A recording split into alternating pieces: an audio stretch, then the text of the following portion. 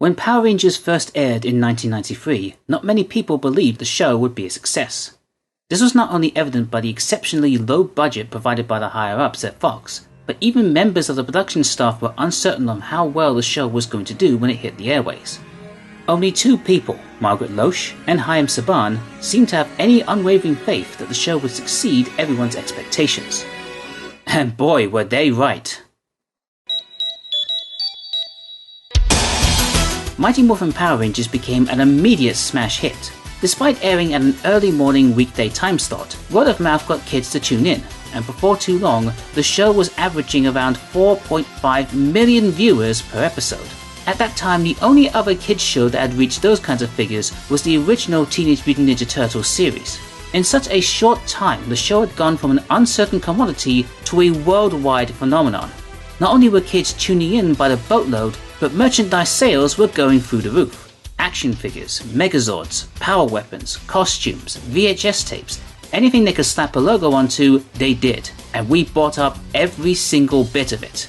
They even capitalized on making a live appearance at Universal Studios, attracting around 35,000 people and even causing an 8-mile-long traffic jam along the 101 freeway in Los Angeles. Suffice to say, those who had their doubts before had quickly changed their tune, and now saw the show in a vastly different light, with more episodes being commissioned and a second season to follow shortly after.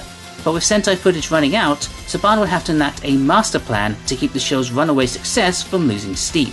So get your morphers ready and call on the power of thunder, because this is my look back at Season 2 of Mighty Morphin Power Rangers.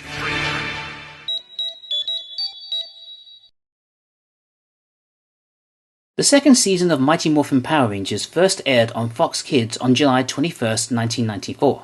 Whilst the show would continue to use concepts and elements taken from Zyuranger, it would also begin adapting parts from the following Sentai season, Gosei Sentai Dairanger, the 17th season overall. That season focused on a group of martial arts warriors imbued with mystical ki powers battling the evil Gorma tribe and preventing them from conquering the world. As mentioned last time, Season 1 was originally only meant to have 40 episodes, ending on the two-parter Doomsday, which would have seen the Rangers defeating Rita once and for all. However, because of the unprecedented popularity of the show, Saban now had a mega hit on his hands and was faced with the task of not only planning out a second season of the show, but also producing a further 20 episodes for the current season, even though they had pretty much exhausted all of the available footage available from Zyuranger.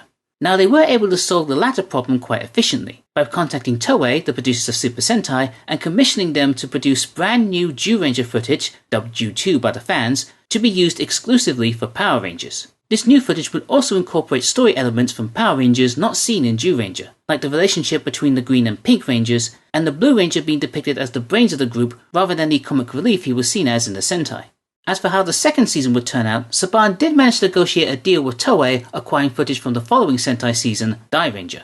There were also apparently plans for Toei to simply keep making original footage for Power Rangers, including leaked concept art for new Zord designs floating around the internet. But this idea was ultimately scrapped since Saban felt it was cheaper to just adapt the footage from Dairanger.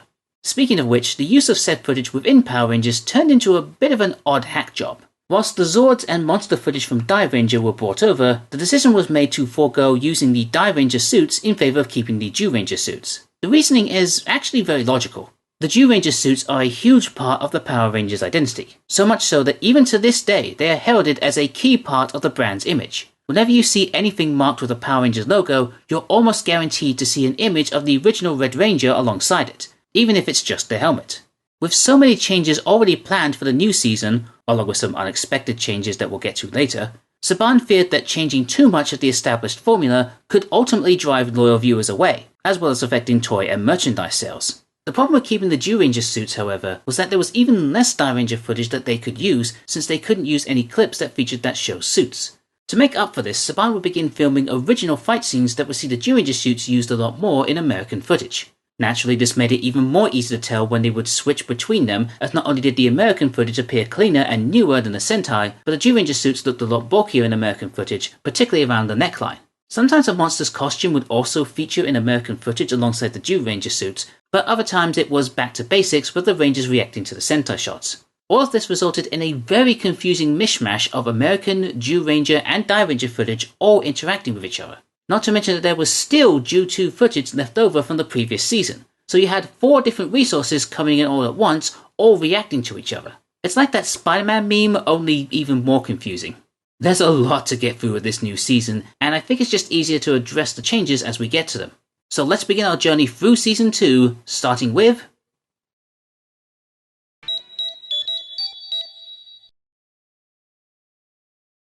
a 3-part opener that changes everything. While the Rangers participate in a dirt bike race, Rita's Moon Palace is rocked by the arrival of Lord Zedd, the Emperor of Evil, who promptly usurps Rita from her position as leader and banishes her to the furthest reaches of the universe. Sort of, we'll get to that. He sends his Paratus head monster down to Earth and the Rangers attempt to fight back, but when their Dinozords prove to be less than a match for this fearsome floundering fiend, Zordon decides that it's time for them to up their game, as he introduces the Rangers to their new Thunderzords. So already there's a lot happening in these first 3 episodes. I'm just going to focus on the important things for now. Obviously the biggest event coming out of this is the arrival of the new main villain of the series, Lord Zedd, arguably one of, if not the most popular and recognizable villain in all of Power Rangers history. Instead of adapting the villains from Die Ranger, Saban again chose to keep the villains from Ranger, whilst also introducing a new exclusive villain to help create a new dynamic for the show. And what a way to go about it. This guy's appearance is iconic. No, I'm not doing the counter this time. I mean, just look at him. Completely exposed muscle, a metal exoskeleton surrounding his body, tubes filled with God knows what kind of fluids, a menacing grill-like smile, a piercing red visor covering his eyes, his brain just protruding out the top of his helmet, and a tiny little Zedd sticking out the front like a jewel on a crown. He even has a metal staff with a Zedd on top that transforms into a giant snake. God, that's awesome. He was voiced by the legendary Robert Axelrod, a veteran voice actor who has worked on many Saban-related products, including the first season of Power Rangers where he was the voice of Finster, Rita's chief monster maker. As Zedd, Robert was really allowed to let go with a diabolically over-the-top performance, one that has surprising range, going from broodingly sinister, "It is only a matter of time until I hold this world in the palm of my hand to crush at will," to raging megalomania in a split second. "I didn't fail, you simpering twit! You failed! You all failed! Just like you failed before!" His ousting of Rita from the top of the villain hierarchy was a shocking yet refreshing change to the usual dynamic of the show, and over the course of 3 episodes, he cemented himself as a real threat to the Power Rangers. So much so that he would necessitate the construction of brand new Zords for the team, the Thunderzords. The strange thing though is that they can't make use of the new Zords until they regain control of the old ones, with Zedd's monster having taken possession of the Tyrannosaurus and Dragon Zords, and freezing the others. Now initially I assumed this just meant that they had to block Zedd's signal so that he couldn't control the new Zords as well, but apparently destroying the old Zords would have prevented them from gaining the new ones? Why? Didn't you show that they were made already? Or was that just a PowerPoint presentation you decided to project on the sky? What's stopping them from using the new ones now? In fact, after Zedd destroys the old ones, Zord and Alpha say that they managed to save enough parts to create the new Zords. So do you have, only enough metal to create only one set of Zords at a time? There just doesn't seem to be a real concrete reason as to why they need to regain control of their Zords. It would also be very remiss of me to not mention that the reason Billy's device doesn't work in the first place is because he put one of the batteries in upside down. I'm not even joking. Power Rangers can be so wonderfully stupid. Unlike their previous Zords, which were inspired by the dinosaurs, these ones are instead based off of mythical creatures, including the dragon, phoenix, unicorn, griffin, and lion. Okay, maybe they're not all mythical, but you're welcome what the Sentai gives you. Every time they call on their new Zords, there's this odd sequence that shows their Dinozords changing into their new forms, which doesn't really make any sense to me, especially in later episodes when they're still doing the transformation. Why not just stay in their new forms? Oh, but that's not even the silliest bit. Apparently their official names also incorporate the names of their old Zords. So instead of just being called the Lion Thunderzord, it's the Mastodon Lion Thunderzord. And instead of the Unicorn Thunderzord, it's the Triceratops Unicorn Thunderzord. And they call those names out every single time they're summoned. So it's pretty funny when they called them when Trini has to say Sabertooth Tiger Griffin Thunderzord power every single time. This is why people make fun of your weird naming conventions, Power Rangers. While most of the Zords come as standard, the the Tyrannosaurus Red Dragon Thunderzord has a secondary warrior mode equipped with a staff, so that it can fight without the aid of the others, who more or less just act as armor around the Red Sword when they combine. The Thunder Megazord resembles that of an ancient samurai warrior, with his sword always by his side. While a bit of a departure from the previous Megazord, the overall design is not that bad, and I think the yellow and blue legs help to add a sense of familiarity at least. A bit of a complex way in getting them, but a welcome change nonetheless. Oh, and in case you were wondering why Tommy doesn't get a new Zord, well, it's because he starts showing signs of his Green Ranger powers failing. He still needs to get the occasional top-up from Zordon, and it's decided that he's just not strong enough to handle a new Zord at this moment. Don't worry, I get a feeling he'll get something good later down the line. And on the plus side, we still have the original Dragon Zord for a while. This three-parter was a great way to introduce the new status quo. A brand new terrifying villain, new Zords and abilities for the Rangers, and a great sense of foreboding and dread. The monster does such a good job in intimidating the Rangers that they summon their Zords even before the monster is grown, showing just how powerful a threat Lord Zedd can be. We get the first ever shot of the Rangers in their suits with their helmets off, a new intro starting from part 3 that credits Jason David Frank with his full name, and even a new gimmick for Bulk and Skull this season, as after being saved by the Rangers, they resolve to find out exactly who they really are. Other than that, they don't really get up to much in these episodes, other than messing around on some quad bikes. Rita even gets one last appearance at the end as the Rangers get a good laugh out of her expense, including this really weird moment from Zordon.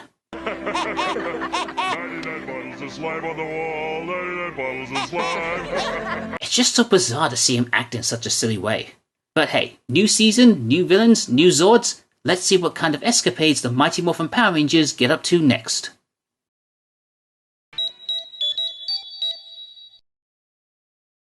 I'm seeing double. 4 Trinis. Whilst Zordon is out of commission due to planetary alignment or something, the Rangers have to deal with a shape-changing monster named Primator. But they'll have to be quick, as in an attempt to protect the young boy named Dylan from the shape-shifting simian, Alpha 5 activates his self-destruct systems, and time is running out. Yeah, so Alpha just has a self-destruct system on him that he can activate through pushing buttons on his chest. What's more is that he apparently can't do anything once he's activated it. That's kind of a bummer, isn't it? Like, what if he trips over and accidentally turns it on? Bit of a scary life to lead, huh? And imagine the mental scarring he would have caused that kid. Don't worry, Dylan. I'll protect you by blowing myself up. It's also a pretty arbitrary way of getting him out of the command center by just having Zordon disappear for a while because of planetary shipments or galactic alignments or whatnot. Can't you have Alpha be in a huff with Zordon, keeping him in all the time, and then when he goes to rescue Dylan, Zordon realizes he can't contact the Rangers without Alpha? It would have at least given a bit of a dynamic between the two outside of Tube Guy and his robot helper. The Primitor monster is an interesting take on the shape-changing bad guy gimmick. While we've seen other shape-shifting monsters in episodes with the Rangers fighting themselves, having the monster change into the Rangers in their civilian forms and causing dissension amongst them does put a new spin on it. Not much of one, but you do get an A for effort. It makes the fight scenes more interesting when the Rangers can't tell which one of their comrades is the monster in disguise. Plus, I'll take anything that allows David Yost to break away from the restraints of the Billy character. You are a naughty, naughty little boy, aren't you, Alpha? Sadly, Bulk and Skull don't really have much to do in this episode, so allow me to gush a bit more about Lord Zedd. His entire aesthetic is really dark and foreboding. He's changed up Rita's palace into his own evil lair, with lots of shadows, smoke billowing everywhere, a giant fan with an eerie light seeping through, and a throne with a large Z on it that rotates, giving him the essence of a Bond villain on top of everything else. His music is sinister yet bombastic at the same time, befitting of a villain of his diabolical nature.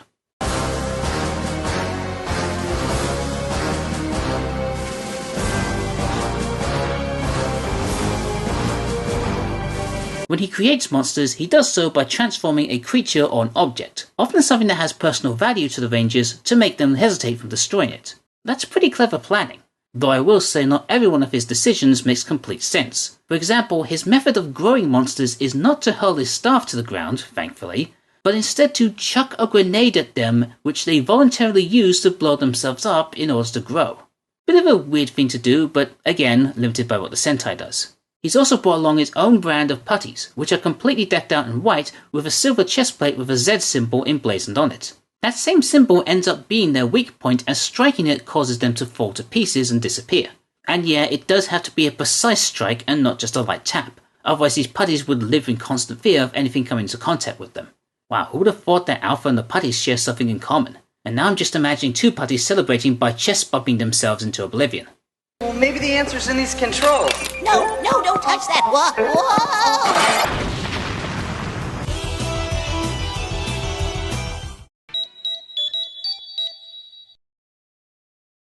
See kids, this is what happens when you wear sunglasses indoors.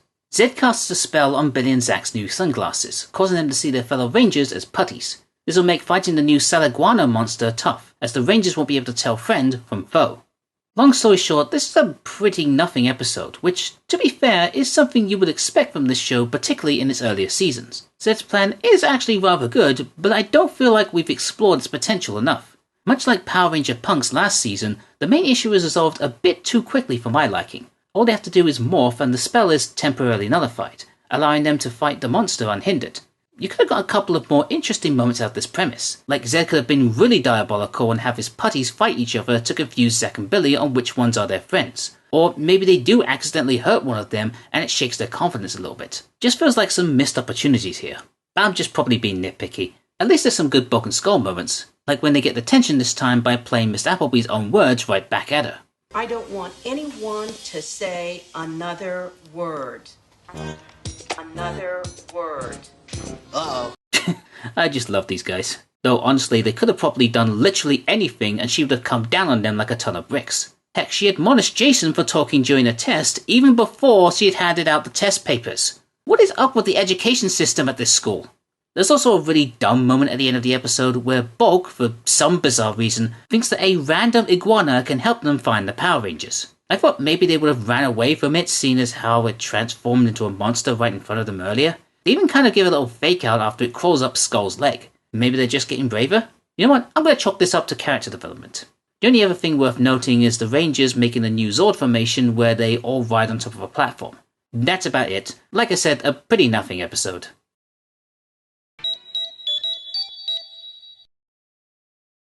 Kim is seeing green, and I don't mean Tommy.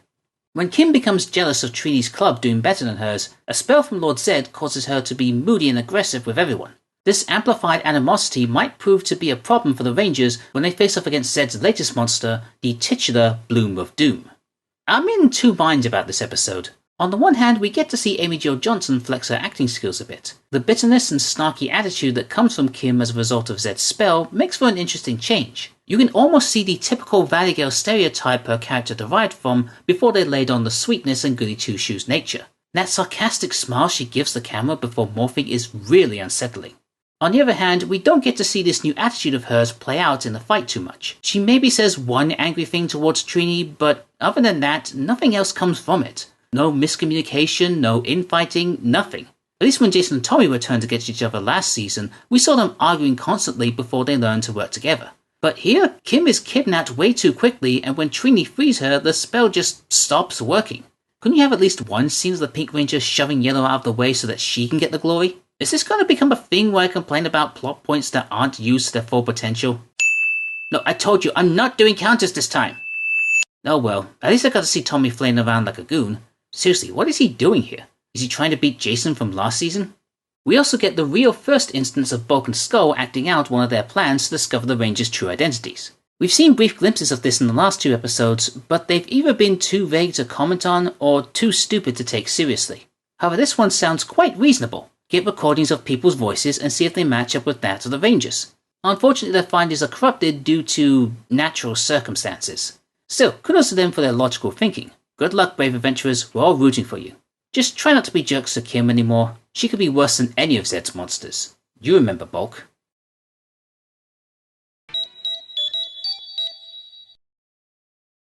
The downfall of the Green Ranger has begun.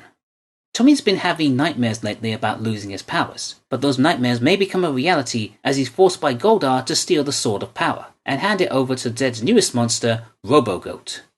While the situation regarding Tommy's fading powers has been addressed previously, this episode marks the beginning of a story arc that will lead him to losing his powers for good, and they don't treat it lightly. Lord Zedd now seems to be making a concentrated effort to slowly drain away Green Ranger's energy, singling out from the others in order to expedite his power loss. It's a well put together episode, and JDF really helps to sell the dread he's feeling. From the uneasiness he feels about his dreams, to the anguish over being mind-controlled again, to the frustration of not being able to summon the Dragon Zord, to the utter despair over realizing that his time as a ranger is coming to an end. The only real downside comes from the inclusion of the Sword of Power. It's another MacGuffin weapon that will never be mentioned again, but this one is particularly irksome as the Rangers act like they've known about it forever, even though it's only just being brought up now. You can have one-off items that never get called upon again, but don't act like it's something we've always known about. That's just insulting. Bulk and Skull's involvement in the episode is very limited, but still quite memorable. It marks the first time that the Rangers have actively tried to prevent them from discovering their secret identities, as Billy's device messes with one held by Bulk that's supposed to track down high amounts of energy, which they assume the Rangers would have. This misdirects them towards Ernie, and while they are dismissive of the soft-hearted bartender, they could have been closer to a bigger discovery than you might think. According to David Fielding, there were plans at some point for Ernie to actually be a human disguise for Zordon, allowing him to be a mentor for them both as Power Rangers and as normal teenagers. Obviously these plans were scrapped, and Ernie remains as the lovable softie that will make a second football team if you're not good enough to join the first. No, I'm still not over that. Whose stupid idea was that?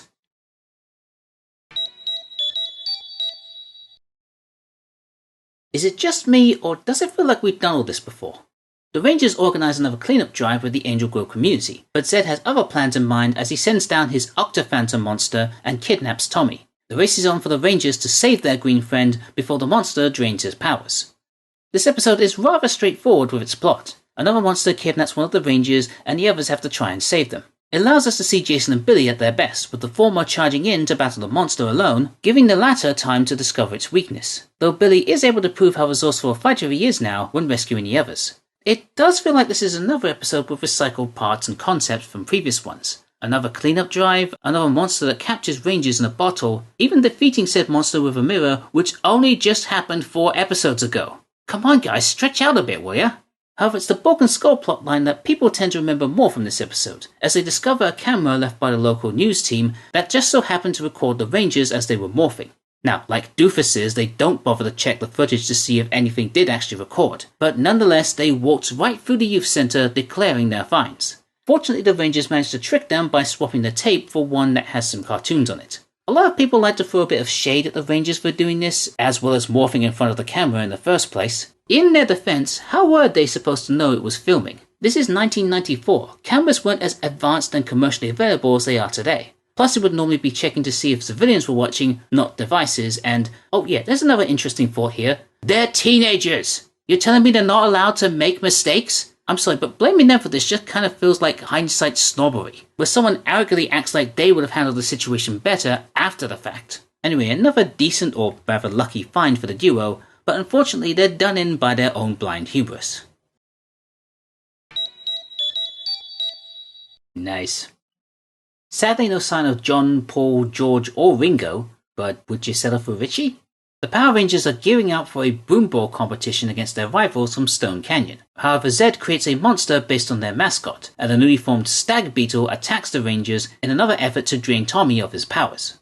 This time the creature outright strips the power from Tommy and uses it against the Rangers. While Tommy is able to get them back, it's obvious that they're significantly weaker. This Green Ranger arc has pretty much become the main focus of these episodes, and while it's been good for creating a lot of drama, it does take a lot of tension away from the other Rangers. Which, I get it, Tommy is your most popular character and you want to put him front and center. But the show's dynamics focus on a team of heroes, and you can't divert too much attention away from that. Later seasons would end up doing that, and much to their detriment. This arc is entertaining, but remember that the show is called Power Rangers, not Tommy and the Power Rangers. It just takes time away that can be used on other stories, like the introduction of the man, the myth, the legend, simply known as Richie.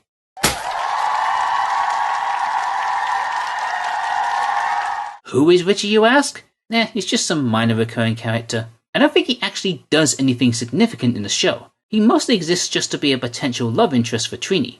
We could call him the new Angela, I suppose, though as much as I disliked that character, at least she had some kind of personality. Richie here doesn't really do anything in this episode, and has like maybe 2 lines at best. I'm probably being a bit unfair here, as he was brought in for one other reason, but I'll get to that. Bulk and Skull also take a back seat to the main Tommy plot, but still manage to stand out as usual. This time they plan on using a sniffing device that Bulk brought to detect the Rangers' scent amongst the regular people. This leads them to humorously harassing one girl at a competition. Who do you think is going to win? Angel Grove. This isn't their best plan in my opinion, unless they think that the Rangers would probably smell of heavy sweat and the faint scent of spandex. Also, apparently the device they're using is made from Pudgy Pig's snout, which is deeply disturbing if you think about it in universe. This episode also has the first mention of Stone Canyon, the neighbouring town to Angel Grove. It's pretty much the Shelbyville to Angel Grove Springfield. It's not brought up that much in the show, but it's part of a few significant moments, one of which will come up in the not too distant future.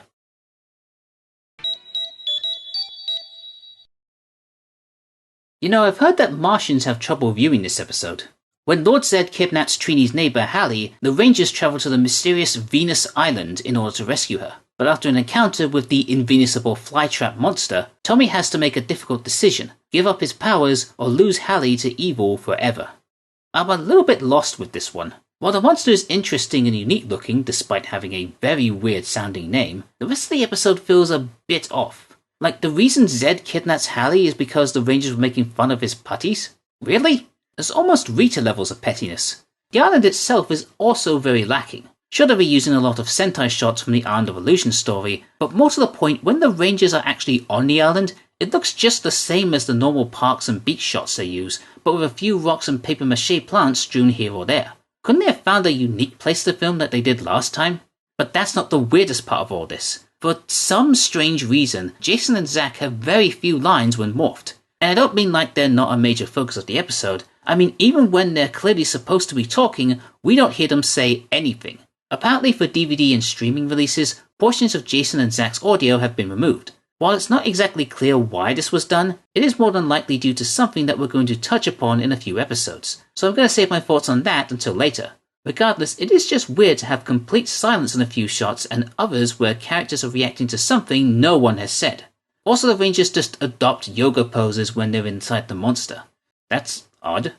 Bulk and Skull technically have two plans for this episode. First, they dress up like putties to try and lure the Rangers out, only to be defeated by a little boy.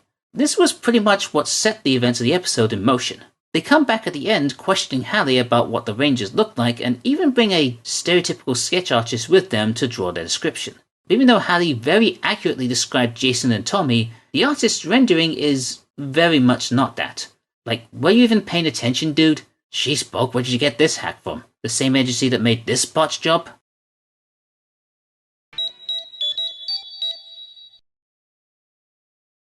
What's the diagnosis, Alpha? Come on, give it to me straight. I can take it. I'm pregnant, aren't I?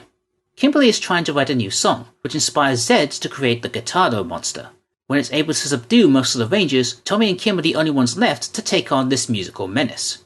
I gotta say, I rather enjoyed this episode. The battle with Guitardo feels a lot different than other monster encounters, which many end up devolving into the same stock scenario. Utilizing music to fight the Rangers is rather fun, and not treated like the usual pew-pew laser type projectile. It leads to a more creative conflict between them, and as the Rangers come up with a unique solution to the problem, countering music, with Tommy playing his dragon dagger and Kim turning her bow into a makeshift harp. Even defeating the monster is a break from the norm, as Kim uses her bow to fire Tommy's dagger at Guitardo. I just appreciate some outside-the-box thinking, and Kim and Tommy working together. There's some more great comedy bits from Bulk and Skull as well, as they dress up as a monster and princess respectively, trying to stage an attack that would lure out the Rangers. Though with those costumes, they're more likely to entice a couple of Italian plumbers. Also, I can't get over Skull's accent when he's a princess. He was probably going for a Cockney, but it comes out sounding a bit more Australian than intended. I also like how Bulk has to trick Skull into being the bait by using reverse psychology. It's fun stuff. Oh, Richie's also here too, and shock of all shocks, we actually learn something about him, that his family is still unpacking from their move. Well, at least it's more than just hi. Yeah, you flipped that helmet, Richie. Milk this part for all it's worth. Gotta say though, the ending scene hits a lot harder now than it used to. As Tommy laments about how his time as a ranger is over, we get a lovely duet from Zack and Kim that shows off Amy Jo's real-life talent. This scene was later reused for the ending of the 30th anniversary special Once and Always, as a tribute to Tui Trang and Jason David Frank, both of whom had sadly passed away before then. In context with this episode, it is both a wonderfully bittersweet moment as Kim serenades Tommy, but also acts as an unintentional harbinger of doom, signaling that the end of the Green Ranger is almost here.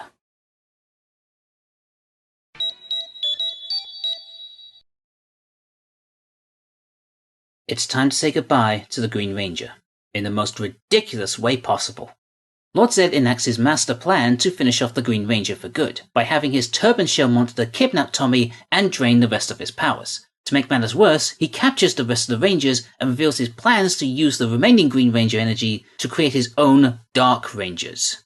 This two-part end to a long-running story is equal parts a great finale, but also an absurd mess. On the good side of things, Tommy's arc for these episodes is handled spectacularly. For all he knows, this could be his last run with the Power Rangers, and emotions are running high, but he still holds true and firm to his courage and determination. Even with the threat of losing his powers, even when he's on the run from the monster after losing his powers, even when he's beaten at his lowest with Goldar taunting him into admitting that he's the superior fighter, he remains defiant to the end and beats back Goldar despite having no powers. This is easily a top 5 moment for Tommy, and proof as to why he is one of the most beloved Rangers in the entire franchise. He even manages to stop Zedd's plans all by himself and regains his powers for one last morph. It's a shame to see him go again. Hopefully next time he'll stick around a lot longer. But yeah, let's talk about the absurd stuff, like the Dark Rangers. They come about because of some new arrivals at Angel Grove High, a gang of mean and vicious bullies that look like alternate universe versions of the main teams. Like, it's so weird how they tried to make them resemble the Rangers. They've even given them similar names as well, it's just weird. I especially love how they gave the Billy double glasses, because nothing says member of a tough gang of thugs like a pair of prescription bifocals. These guys are like Bulk and Skull from the beginning of Season 1, except a lot more ruthless. They even scare off the two of them in their only scene in both parts, making Part 2 as the first episode to not feature the duo. Seriously, these jerks are like the bullies you see in every high school comedy film, even to the point where they say that Angel Grove now belongs to them. Angel Grove belongs to us now. We want to make sure you understand that loud and clear. They're just so incredibly cartoonish. So naturally, Lord Zedd decides to recruit them to be his Dark Rangers. Evil, vile, despicable, mirror image versions of the Power Rangers. Or at least they would be if they didn't have the most pathetic looking costumes in all of existence. I mean, look at these things. All they did was just buy a few morph suits, slap a Z on their chest, and call it a day. They look like palette swap versions of putties from a Power Rangers game. In fact, they are palette swap versions of putties from a Power Rangers game. Can you tell the difference? Because I can't. Oh, and get this, after the Rangers return them to normal, they suddenly start behaving like normal people. Like friends was all they needed to stop them acting like total douchebags. Jeez, what a way to take a great concept like evil Rangers and make it unbelievably dumb. Hopefully we'll get a better version of this in the future. Also, the pink double looks a lot less like Kimberly and more like Kat for the next season. For absurdness that makes sense in the universe, the battle with Turban Shell is actually quite good. Despite its awkward shape and plodding movement, it proves to be a decent threat to the Rangers, disabling their Zords multiple times and draining Tommy of his Green Ranger powers. In fact, the Rangers need to think outside the box in order to defeat it, which is why Tommy hides inside a crate of watermelons, hoping that the monster will eat them up. And when he's inside the belly, he pulls a big-ass laser gun from nowhere and starts blasting his insides, heating them up. Then Zack hits him with an ordinary garden hose that freezes his outside shell, allowing the Megazord to finish him off. Like, this is all so unbelievably silly, but it's the kind of silliness I can get behind with this show. The interesting thing about Turban Shell is that it is voiced by Barbara Goodson, the same person who did the voice work for Rita Repulsa. What's even more interesting is that she is still credited as Rita in the ending credits. Kinda makes you think, doesn't it? Then again, Scorpina is still being credited as well, and oh yeah, whatever happened to her? This episode also marks the end of the Ju2 footage, with Turban Shell being the final monster to come from said footage. Working Ju2 in along with everything else in the show was a tricky deal, especially when it came to the Zord battles. Lots of cuts had to be made to remove any and all appearances of the original Megazord, though a couple of them did slip through from time to time. This also explains why Zack can hose down a skyscraper-sized monster with an ordinary hose. Just something to do with the Sentai footage. The only time the Thunderzord ever interacted with a Ju2 monster was in the Power Stealer, where original American footage showed the Megazord and Octophantom trading blows with each other. It's the first instance of seeing Zords in American footage, outside of the awkward shots of the Dinozords transforming into their Thunder forms. It does at least show that they have the suits for the Zords, and could feasibly create their own Zord battles. But I imagine there's also logistical issues like framing shots, creating sets for them to battle in, special effects, and all that kind of stuff. So I imagine we won't see that sort of thing very often. Oh yeah, and before I forget, we also get to meet Zack's cousin Curtis, who hits it off with Richie, just in case you're wondering how his story was going with all this. So yeah, our heroes are once again down another Ranger. I wonder how that's going to affect them.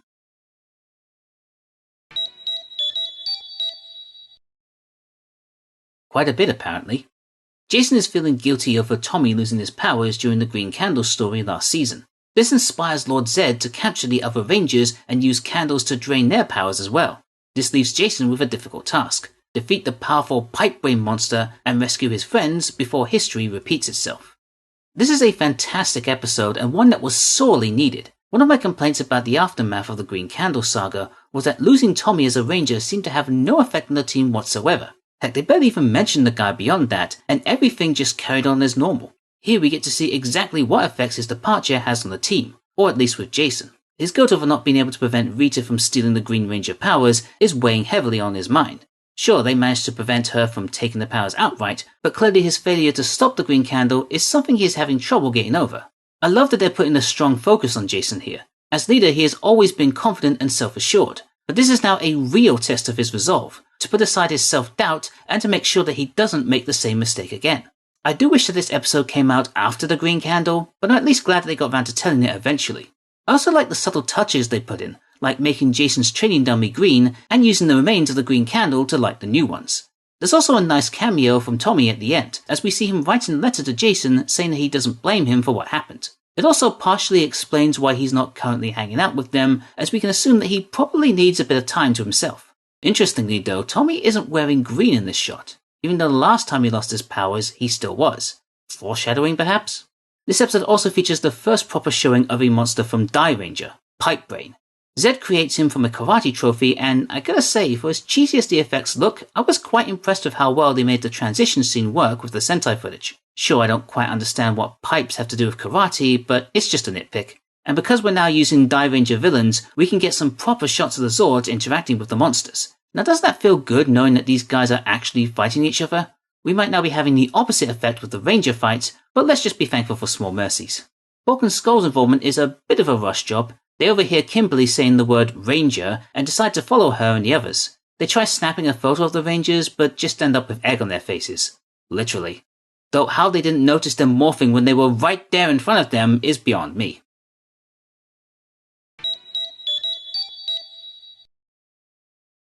I wonder if Lou Bega would love this episode. During a jazz concert, some putties steal Curtis's family trumpet, and Zedd turns it into a monster named Trumpet Top. The Rangers go out looking for it, but are shocked when they suddenly encounter a slew of old foes looking for revenge. I was ready for this to be another humdrum episode, something simple to take the edge off after a big dramatic story, but what we got was actually not too bad.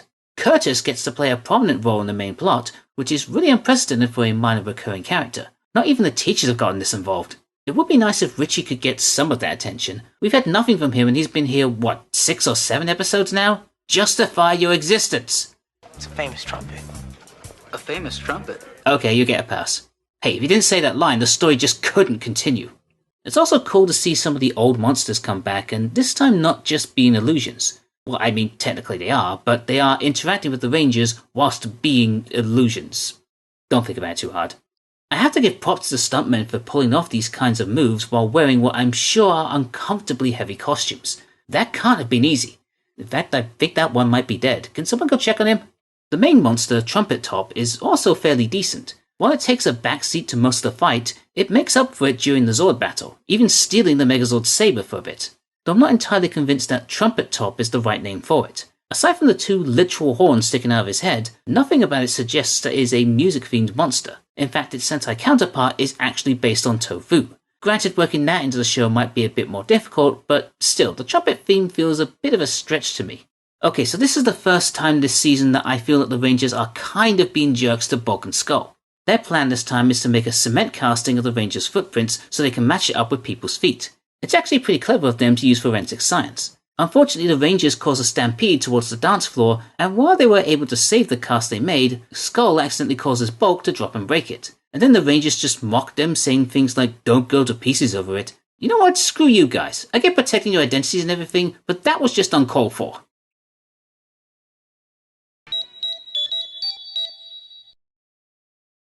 Okay, Kim, I'm sorry for getting mad at you. Please stop screaming. Kimberly is badly missing Tommy and decides to seek advice from a fortune teller named Madame Swampy. However, Lord Zedd has Goldar kidnap her in an attempt to make her his new queen. The other Rangers head on out to save her whilst contending with Zedd's newest creation, the Mirror Maniac, who honestly doesn't get a fair shout in this episode. He barely engages with the Rangers outside the Zord battle, and he gets taken out pretty quickly. A surprisingly minor role for a monster this time, especially for one that was created from such a personal item of Kimberly's, a mirror that was a gift from Tommy. You'd think it would play a much larger part in the story, but nope, it's just made into a monster, and after they destroy it, it gets returned to her by Curtis, who, by the way, Zack couldn't stop referring to as his cousin. Richie and my cousin Curtis were supposed to meet us here. Oh man, it's my cousin Curtis and Richie. Did you think that we would somehow forget that? Or mistake him for another Curtis somewhere? Speaking of Zack's cousin Curtis, he and Richie get to do something cool this time. Participate in a putty fight. Okay, they don't really get to do any actual fighting, but it's a bit of a change from the norm. Richie even gets to pull off a few stunts of his own. It's just standing around and looking pretty as usual, though he does get to do that as well. You're welcome, ladies.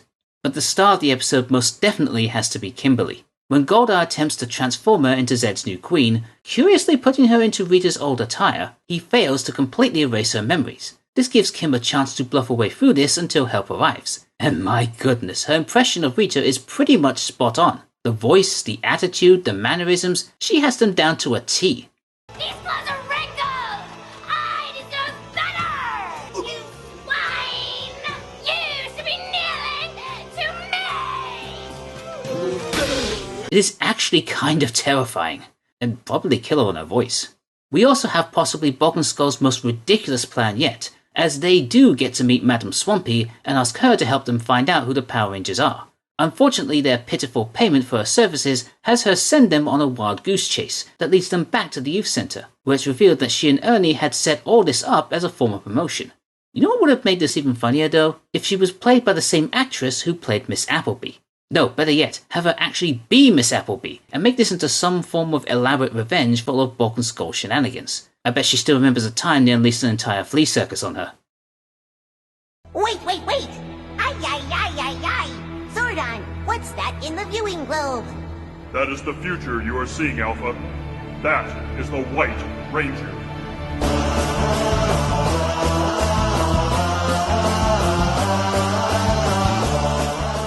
Introducing the newest Power Ranger, sponsored by Persil. As Lord Zedd launches an attack with his newest monster, Zordon and Alpha disappear from the command center. The Rangers do their best to fight off a trio of terrifying titans, but help eventually arrives in the form of a new Ranger. So obviously we need to discuss the big return to the franchise, the one that we've been eagerly anticipating for the longest time. That is of course the return of Rita Repulsa. Yeah, remember how Rita was still being included in the end credits? Well, this is the payoff to that as her dumpster crash lands in Angel Grove and is quickly picked up by Bulk and Skull, thinking it can help them figure out who the Power Rangers are. We see them trying to open it with all sorts of things. Chainsaws, hammers, crowbars, even a comically large can opener, which apparently they got from Ernie.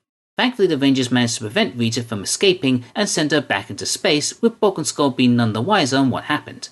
There are so many questions that come from this weird side plot. Like, how bad is Zedd's aim that he planned on sending her hurtling across the universe but ended up hitting Earth instead? Or why did it take Rita seemingly months to travel from the moon to Earth? What is Ernie doing with a giant can opener? What the heck is he ordering for that juice bar? Why is Skull wearing the Undertaker's coat and gloves? And will I move on from this nonsense and talk about the actual main plot of the episode? Okay, fine, I was just having a bit of fun. Yes, of course, the big story here is the return of Tommy. Again, this time with a new set of powers as the White Ranger. And buckle up kids, because there is a lot to cover here. It's no secret that Tommy was an immensely popular character. That's why the showrunners decided to write him back in even after he lost his powers initially. When the due to footage eventually began to run out, the writers had to think of a way of keeping Tommy on the show in a more permanent manner. Thankfully, the answer to their problems lay within the Die Ranger footage, as it too had its own sixth Ranger, the Kiba Ranger. While the Die Ranger suits were omitted from the show, the Kiba Ranger has enough similarities to the Jew Ranger suits, and the Green Ranger in particular, that its inclusion had enough justification to it. This made the solution obvious. Have Tommy lose the Green Ranger powers, take a break for a few episodes, and then bring him back as the White Ranger. There was even an attempt to build a mystery behind who this unknown Ranger was. It's part of the reason why Richie and Curtis are here, to serve as red herrings for the new Ranger's identity. It's even been suggested that the White Ranger was originally going to be played by actor Brad Hawkins, but when JDF was brought back onto the show, Hawkins would instead take over his position for Cybertron, which later became VR Troopers. The design of the suit is fantastic, an all-white outfit with gold and black braces, great detailing on the helmet, a mouthguard instead of the odd lip detailing, that is a bit of a weird design choice now that I think about it, and a shield covering his torso that not only harkens back to the Green Ranger, but also isn't made out of cloth. Although I hear that one was also damaged in transit, so they had to make a new one as well for the American scenes. And when it appears to be made of a better material than cloth, it's also larger than the one used in the Sentai version, though not by much, so it's barely noticeable. Along with his new powers comes new weapons, including a sword named Saba, who also talks, but I don't think he plays a major part in the show. And a brand new Zord, the White Tiger Zord, which, like the Tyrannosaurus Red Dragon Thunder Zord, can transform into a warrior mode. We even see him combine with the other Zords to form the Mega Tiger Zord, and watch it single-handedly take out the monsters before joining the Red Dragon Zord in a handshake so epic it would put Dutch and Dylan to shame. And on top of all of that, he gets not one, but 2 theme songs. Sort of. The first is just a rehash of his original Green Ranger theme, with them replacing the word green with white. Early in the season they had also replaced the line Evil Rita with Lord Zedd. But the second theme, White Ranger Tiger Power, is much better, sounding more elevated and uplifting as opposed to the other one which, while encouraging, still had a sense of dread about it. Though to be fair, the new theme's lyrics don't extend beyond the repeated use of White Ranger Tiger Power and Go White Ranger Right Now. Still great to listen to though. White Light is a fantastic 2-parter for introducing the new Ranger. It has so much going on and does a great job building towards the big reveal. Part 1 is filled with a ton of mystery and suspense. Alpha and Zordon vacating the command center, the strange goo appearing around one of the statues in Angel Grove, Tommy's sudden abduction that makes you think Lord Zedd has kidnapped him, and Rita's unexpected arrival on Earth. Part 2 picks this up with a lot more intrigue and excitement. While the Rangers are a bit perturbed by Zordon and Alpha's secrecy and skeptical of their new teammate, they still trust that they know what they're doing, leading to the big reunion and an even bigger battle. And I think it's safe to say that everybody's cool with having Tommy back on the team. Congratulations, Tommy. You are now the leader of the Power Rangers. Wait, what? Excuse me, Zordon? Tommy is now the leader of the team? Where the heck did this come from? Did you clear this with Jason? How does he feel about this? Pretty chill, apparently. He's just smiling along despite the fact that he just got demoted out of nowhere. Well, there's actually a good reason for this. Well, not good in the strictest sense of the word, but let's just say that there are more big changes still to come this season.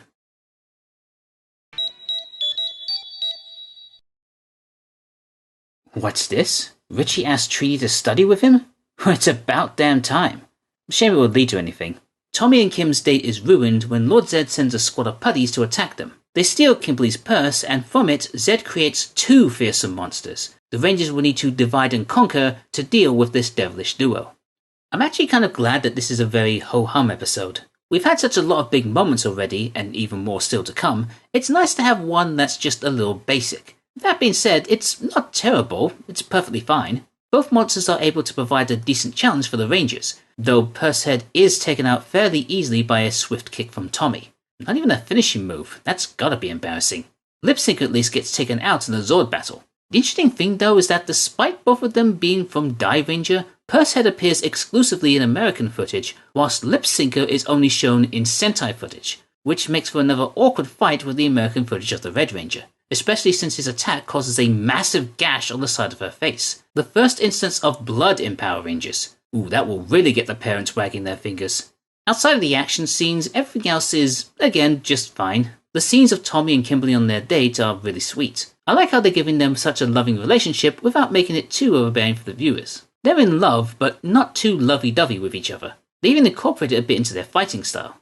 Bulk and Skull have bought yet another device to help them detect the Power Rangers. It does lead to a couple of funny moments, like how Bulk blindly follows the signal into a lake and Skull just shrugs and follows him in, and that their quest ultimately leads them to a bunch of kids who invite them to play Power Rangers with them, and Skull excitedly asks if he could be the Red Ranger. I guess he is still a kid at heart.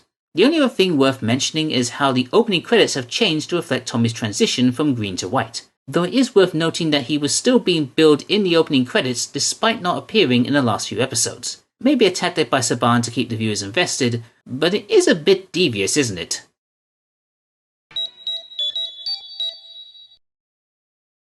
Okay, what the hell, Power Rangers? I saw no sign of Paula Abdul nor an animated cat. That is false advertising. As Billy is gathering scientific data for an impending solar storm, Lord Zedd has his new device stolen by Goldar and transforms it into the monster Magnet Brain. It quickly starts to cause havoc by messing with the Earth's polarity, which is bad news for Kimberly as she is leading a Girl Scout expedition along with her friend Laura. Her friend who just happens to have an infatuation with Billy. It doesn't really have any bearing on the main plot, but this is like the 3rd or 4th girl to be attracted to Billy. I didn't realize the show painted such lofty expectations for us nerds. Also, what happened to Marge? Aren't you still dating her, Billy? Actually, it's not surprising why Billy is such an appeal to the ladies, because he has probably his most badass scene in this episode. When confronted by Goldar and a group of putties, he takes them on single-handedly, straight up drop-kicking Goldar and decimating his henchmen. I nearly lost it when he delivered this line completely stone cold. Give me back my polarizer, Goldar. This is a far cry from the geek who could barely handle a few putties when the show started. Aside from that, there's honestly not that much to talk about here. It's a rather basic episode, even more so than the last one. Though I will say this is the most I felt concerned for Bulk and Skull. They have another device that will help them find the Power Rangers, one made out of kids' toys and Christmas tinsel. When the monster's magnetism causes them to be stuck together, and they have to flee when they encounter a bear. Or a guy in a bear costume, anyway. Maybe I'm just concerned for them because right before watching this episode, I saw The Revenant. If you've seen that film, you'll understand my fears. Sadly, we must also address the fact that this is the last episode to feature some beloved characters. Oh, don't worry, Bulk and Skull are absolutely fine, by the way. No, I'm referring to Richie and Curtis, as both characters are written out following this episode and never mentioned again. They don't even really do anything in their final appearance. They're just sort of there, which is an overall description for their time on the show. They're just there. Granted, Curtis had a major part to play in one episode, and Richie got to participate in a fight scene in another, but neither really left much of an impact. Curtis was just another version of Zack, and Richie mainly just smiled at Trini. I know they hadn't existed as red herrings for the identity of the White Ranger, but you could have given them something. I couldn't even find anything about the actors who played them, except that Maurice Mendoza, who played Richie, sadly passed away in 2013. Well, it may not have been a memorable performance, but at least you'll always have a place in Ranger history. Oh, also Curtis was the Black Ranger for a time. Hold that thought.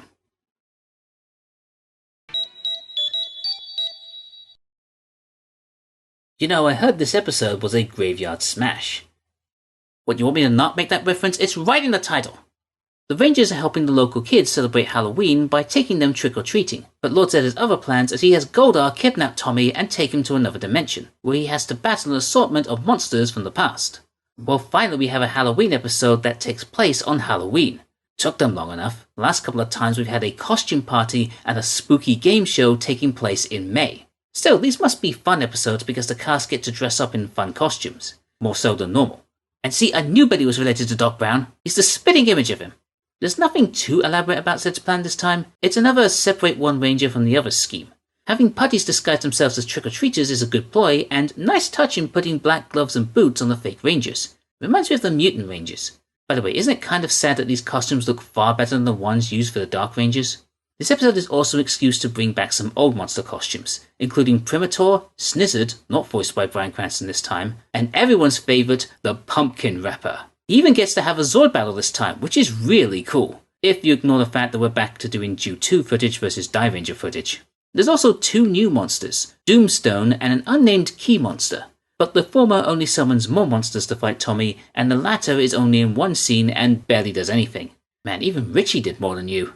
We see a lot of Bulk and Skull in this episode having fun dressed like Centurions. They briefly try to find out the Rangers' identities by assuming that they shrunk down to the size of kids, but that just results in them getting sprayed with silly string and taking a beating from a witch's broom. They're mostly just goofing off and eating candy until they inevitably get sick. Oh, there's also another eating something hot and spicy scene. Just fun stuff for them. Okay, so before the next set of episodes, I should address the Elephant Zord in the room. It probably hasn't escaped your attention if you've been watching along that a few bizarre things have been happening lately, particularly around Jason, Zack and Trini. Well, that's because their actors Austin St. John, Walter Jones and Tui Trang have sadly left the show. The reason for this is, well, money.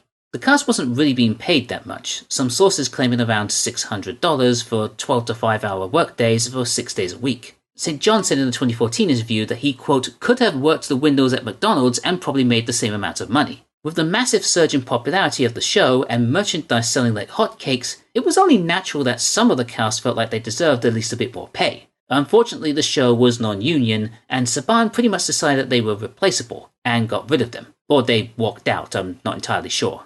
Because production on some of the episodes had not finished when the actors departed, the crew had to do some makeshift adjustments to keep the show working, and it is very noticeable. Jason, Zack and Trini started showing up on screen less and less, with the other characters explaining where they are, very much like how they did with Tommy in the first season. In fact, this episode was the first to feature no original footage, or footage in general, of the missing teens, with all future episodes this season using stock footage of them. This meant that the other actors would have to wear clothes to match the footage, meaning that Tommy would end up wearing green clothes again despite moving on to white. ADR work for the Ranger scenes was also incomplete, and while occasionally they would use sound bites from previous episodes, mostly hi-yas or grunts for the fights, they also employed a few people to fill in any extra missing dialogue. Jason was voiced by Paul F. Rosenthal, one of the producers on the show. Zack was voiced by Joe Rogers, who played Zack's cousin Curtis, and Trini was voiced by an unknown actress only referred to as Judy. They do a not too great job in sounding like their characters. In fact, I'm almost convinced that Judy is putting on a faux Vietnamese accent. We thought you were under a spell.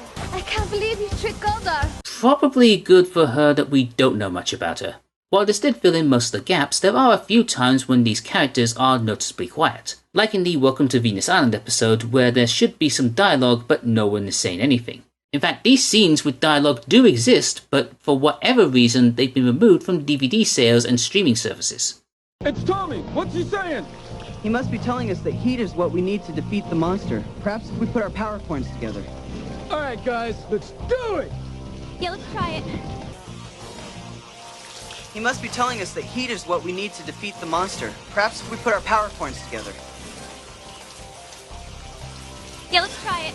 I have no idea why they did this, probably to avoid paying royalties or something, but comparatively, it's the least problematic thing in this situation. So how were they going to continue the series with half of their main cast walking out? Well, they had already sorted out the leadership issue by inserting that line about Tommy being their new leader. And in this very episode, the Rangers make mention of a peace conference where various representatives from different nations would travel around the globe promoting world peace or something like that. And Kim and Billy worry about what would happen to the team if any one of them was selected. This was the start of an infamous storyline that would lead to the departure of the missing characters. But who exactly would they get to replace them? Richie? Curtis? Judy? The 1991 Denver Broncos? Well, the answer to that question would arrive in the very next episode.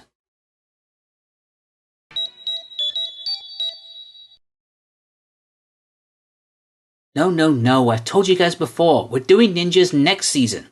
A new group of teens have come to Angel Grove to compete in a ninja tournament. They soon come to the attention of Lord Zedd, who kidnaps them with the intent of making them his new evil soldiers. With the Terror Blossom monster causing mayhem in Angel Grove, the Rangers will have to find a way to save the city and the teens before they become lost to darkness.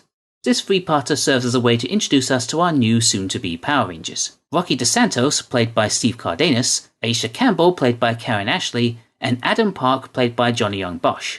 The new teens come from the neighboring town of Stone Canyon, and thankfully are already wearing the clothes of the Rangers they're going to replace.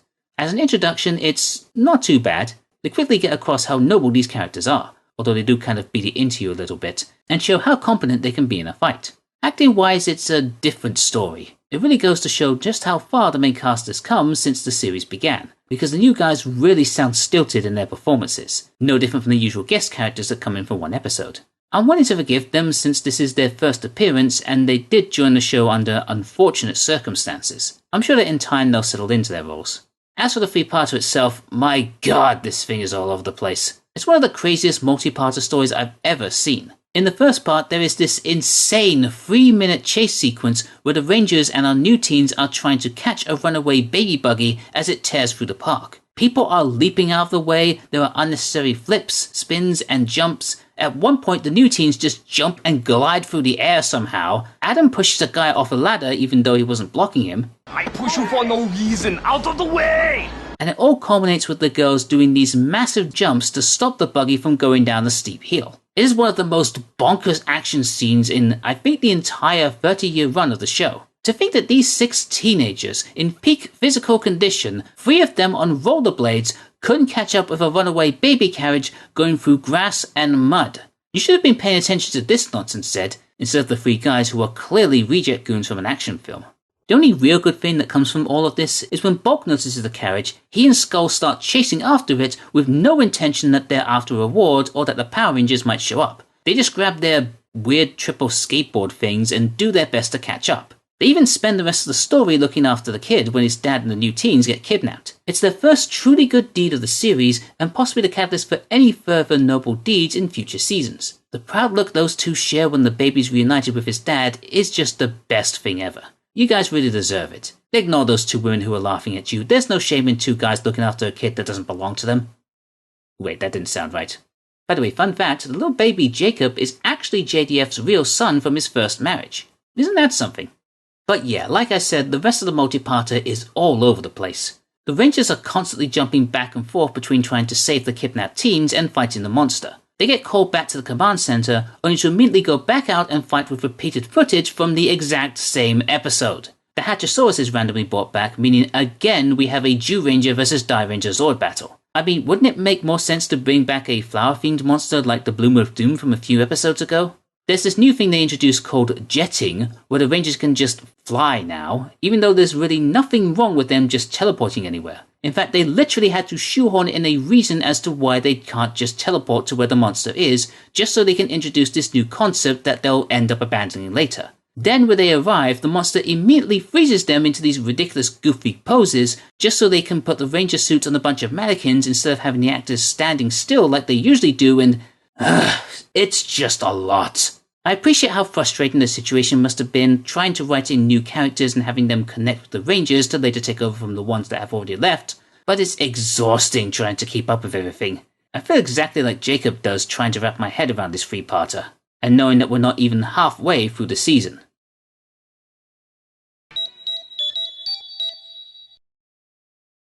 Damn, Billy is really putting the moves on that Tamra go. Wait a minute, what happened to Laura? The Youth Center hosts a World Teen Summit as a prelude to the upcoming Peace Conference. However, Lord Zedd has the committee members kidnapped and tells the Rangers that in order for him to release them, they must give up their power coins. Wait, didn't we do this idea already? Yeah, we did, when Rita kidnapped their parents. That's the whole reason they brought back the Green Ranger. Surely they wouldn't fall for the same trick twice, right? Well, actually they don't, as the coins they hand over happen to be fake. Much to the disappointment of Bulk and Skull, who follow along thinking that the committee members are the Rangers. They soon cheer up when they realize that they were chocolate coins. Aside from that one clever little callback, there's not really much to this episode. The Rangers actually managed to rescue the hostages disgustingly easy this time. Like we've barely passed the halfway mark when they do.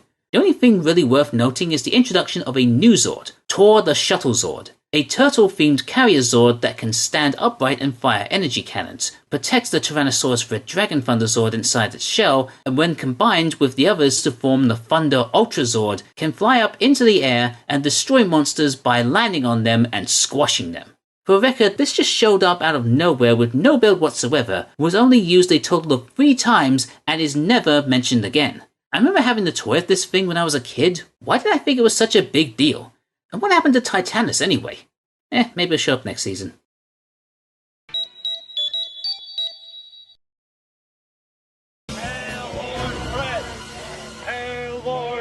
While Rocky, Adam and Aisha compete in the Stone Canyon Triathlon, Lord Zedd creates a beamcaster monster that turns the residents into mindless zombies. When the Rangers fall victim to the monster's mind waves, it'll be up to this trio to reverse the effects of this mic'd up menace.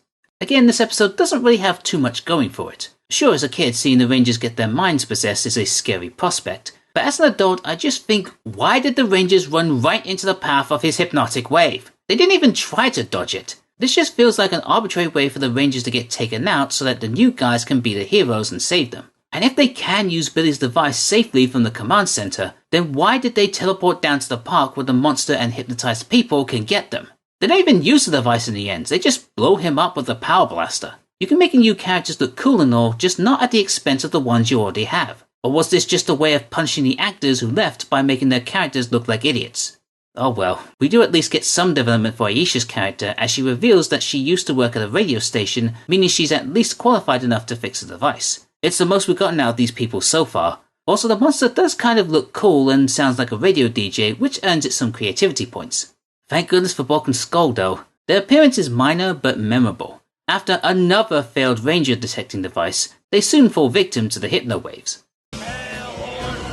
Yeah, I know I did that joke already. Skull's particularly hilarious here. He just starts chewing on this tree for no reason. Great improv from Jason Narvi. Hey, Fred. Ned? So yeah, not a huge fan of this one, but it does make the new guys look good. And just in time too, because they're about to be called up to the big leagues.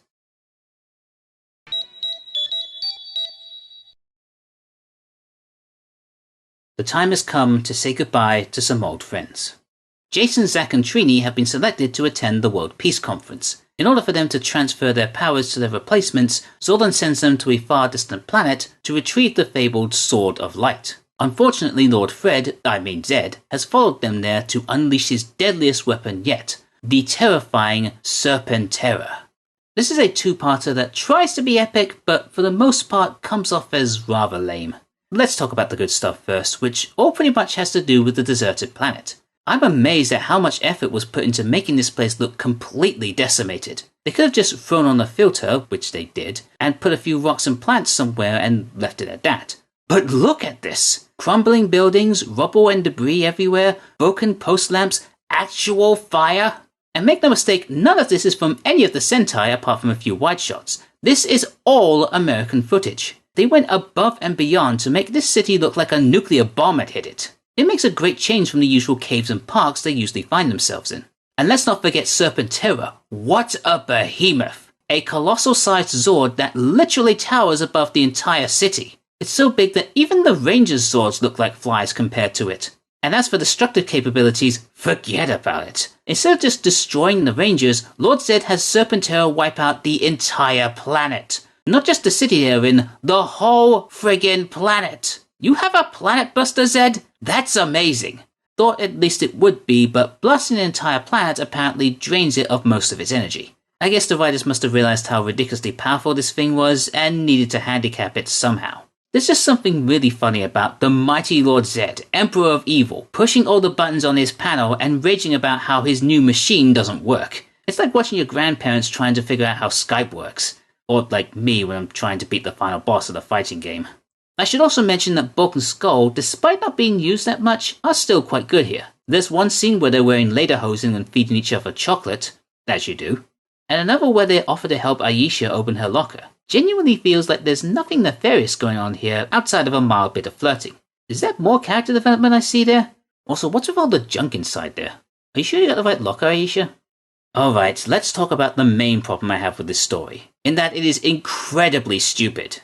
Now, again, to be fair on the writers, they didn't expect for the actors to walk out of the show, so trying to write a story that brings in their replacements whilst trying to give them a send-off without them actually being there is a pretty difficult task. Do they manage to pull it off? Not really. We all know about the reused clips, the bad dubbers, and Tommy wearing green again to match the old footage. But the whole thing just has this vibe of trying to shuffle off the old characters as quickly as possible so we can get back to the status quo. I mean, once the transfer is complete, the departing teens are quickly teleported away as if they're going to miss their flight. And even then, their teammates watch them leave from the viewing globe instead of seeing them off in person. Again, yeah, difficult to do when you don't have the actors present. But watching Zordon and their friends say goodbye to them while they still have their Ranger helmets on just feels rather hollow. Can I also just point out how unnecessarily elaborate the whole power transfer thing is? The Rangers literally travel to a dying planet in another galaxy, all to retrieve a sword which they need to transfer the powers when they could have just given them their coins. I mean, isn't that what Tommy did when he nearly lost his powers the first time? I just think back to the time when Zordon offered the Rangers a chance to leave after the events of Doomsday. If they had said yes, would he have been like, "I thank you for your servitude, Rangers. Now in order for you to transfer your powers, you must travel to a decaying planet in a far-off galaxy and retrieve a random sword before the planet disintegrates around you. Still want to give up being Rangers? No? I thought so."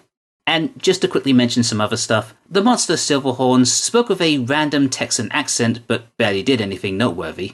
The new teens have suddenly transferred to Angel Grove High for no particular reason. Squat and Babu finally got to do something. Tommy mixes up his catchphrases. Let's morph back into action. And the Rangers are introduced to Tor the Shuttle Zord, even though they already know about it. Like I said, this whole thing is just an absolute mess. But yeah, this is the last official episode to feature Jason, Zach, and Trini on the show, outside of being referenced every now and then. Austin St. John would return to the franchise on numerous occasions, including having a recurring role in a later episode. Walter Jones would only make 2 on-screen reappearances for the series, hosting a special Lost Episode edition of the show alongside St. John, and returning for the 30th anniversary special Once and Always. Outside of his time as a Ranger, Jones has enjoyed a moderately successful time as an actor, starring in various films and TV shows, with his biggest role coming from the sci-fi show Space Cadets. After Tui Trang left the show, her acting career did begin to take off. Not only did she appear as a manicurist in the film Spy Hard, but she also played one of the lead villains, Callie, in The Crow: City of Angels. Sadly, she would never return to Power Rangers as she tragically passed away from a car accident on September 3rd, 2001. She was only 27 years old at the time. The October 20th episode of Power Rangers Time Force, Circuit Unsured, was dedicated to her memory.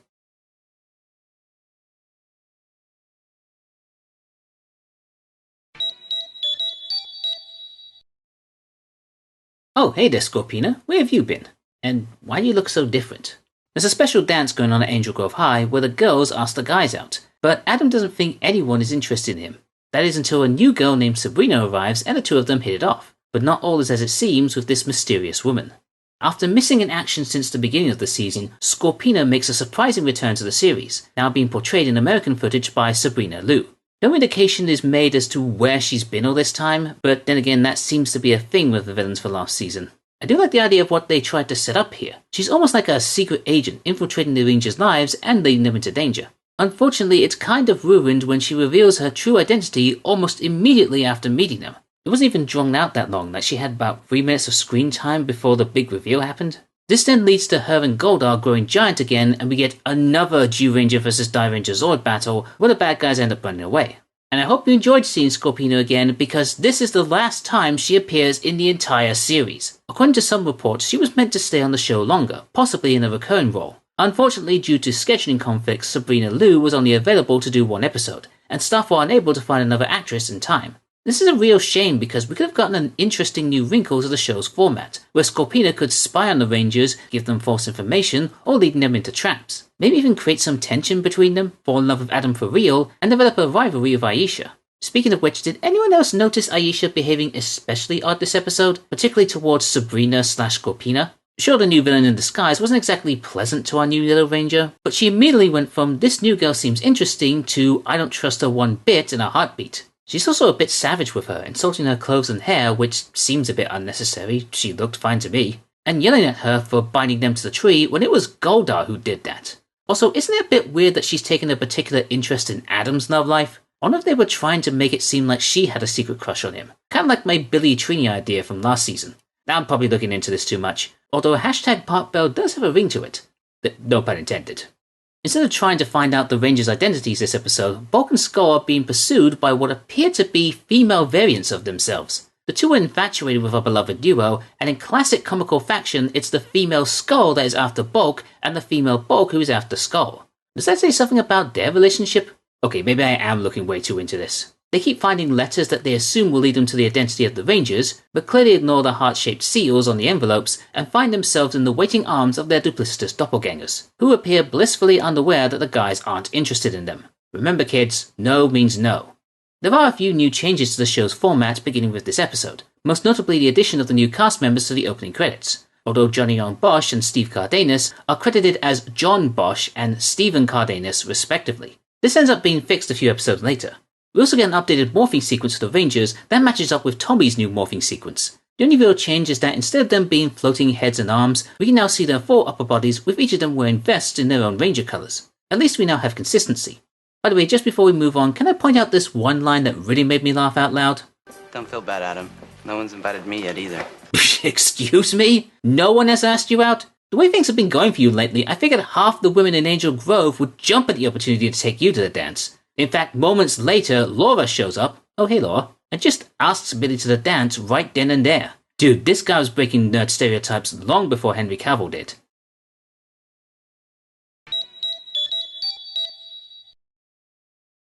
Yeah, I've got something like that in my bathroom. Every morning I look into it and think, what happened to you? In an attempt to wear out Adam's confidence, Lord Zedd sends down Goldar with the Mirror of Regret, which shows the Black Ranger some unpleasant memories from his childhood. The other Rangers try to interfere, but Zedd dispatches a group of putties along with his newest monster, Scalarina. It's been a while, but we finally get a back-to-basics storyline centering around Adam. This episode combined with the previous one shows us that Adam is someone who does sometimes lack a bit of self-confidence. We learn that he was bullied when he was a kid, and that studying karate is what helped him to gain some self-esteem. Interestingly enough, Johnny himself has admitted to being a bully in the past, but learning Kung Fu helped him to change his ways. I just thought that was an interesting little side note.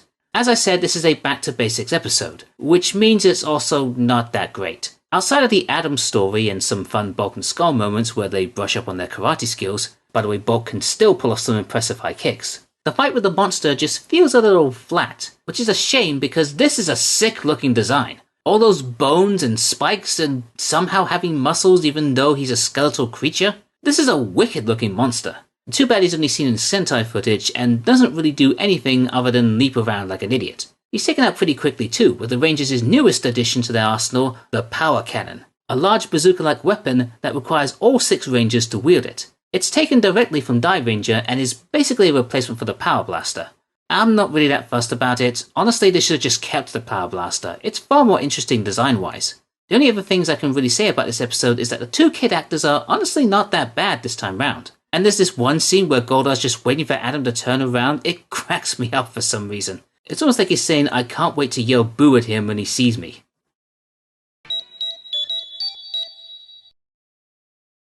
It's time for the true heroes to finally make a stand.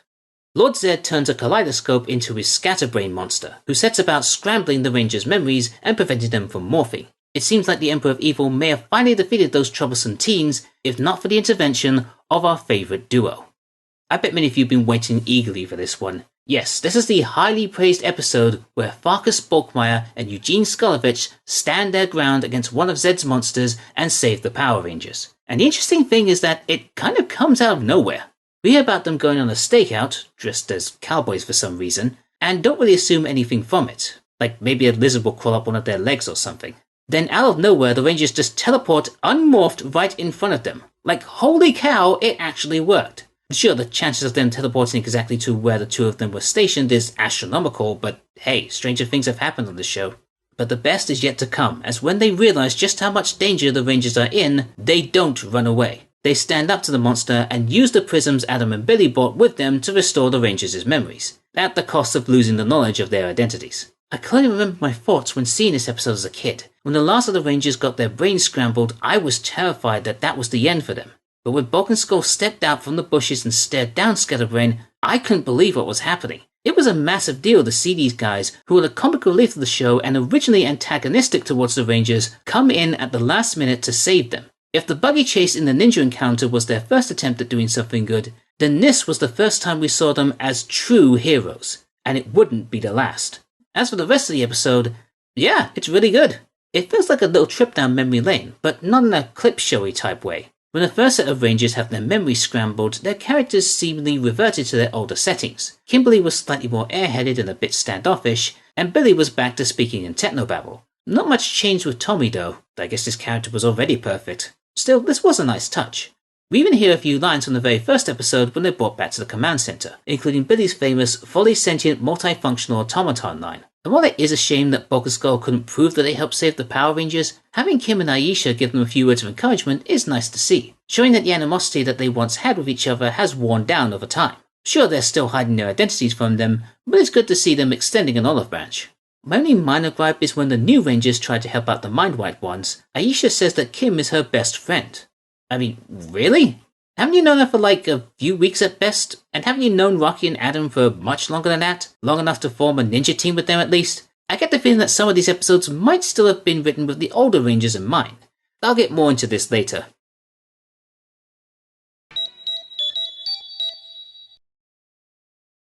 Pachinko machine? Uh-oh.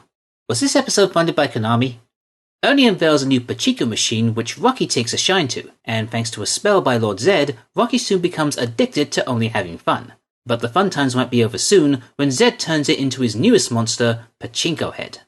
Yeah, I think the showrunners may have been stretching this premise a bit too far to include in the show. I don't know how popular Pachinko machines were in America back in the 90s, but I'm guessing not popular enough to make it the focus of an episode of a kids show. Which, by the way, this is a kids show, and Pachinko machines are often associated with gambling in Japan. I mean, I suppose technically it isn't because of legal loopholes or something, but it still feels really weird. The monster is still fun and all with it always speaking in rhyme, but I feel like you could have made it out of a pinball machine and still get the basic premise over. I don't know, maybe I'm just not really getting into this episode. For the first one that focuses on Rocky, it honestly doesn't give us much to work with. It is a bit surreal to see the Red Ranger acting in such a goofy manner, well, intentionally this time, but I feel like we're missing some proper character development for Rocky. At the end he's supposed to have learned a lesson about finding a good balance between work and play, but this is clearly all because of Zedd's spell, so why does he feel like he needs to apologize when it wasn't even his fault? Maybe if they had him goofing off before Ernie brought in the pachinko machine, this could have worked a lot better. This does nothing for Rocky except make him sound like he's in a toy commercial. Fisher-Price Triple Arcade. It's fast-action pinball changes to a skee-ball game. Can't get any cooler than this. Then changes again into an awesome basketball game.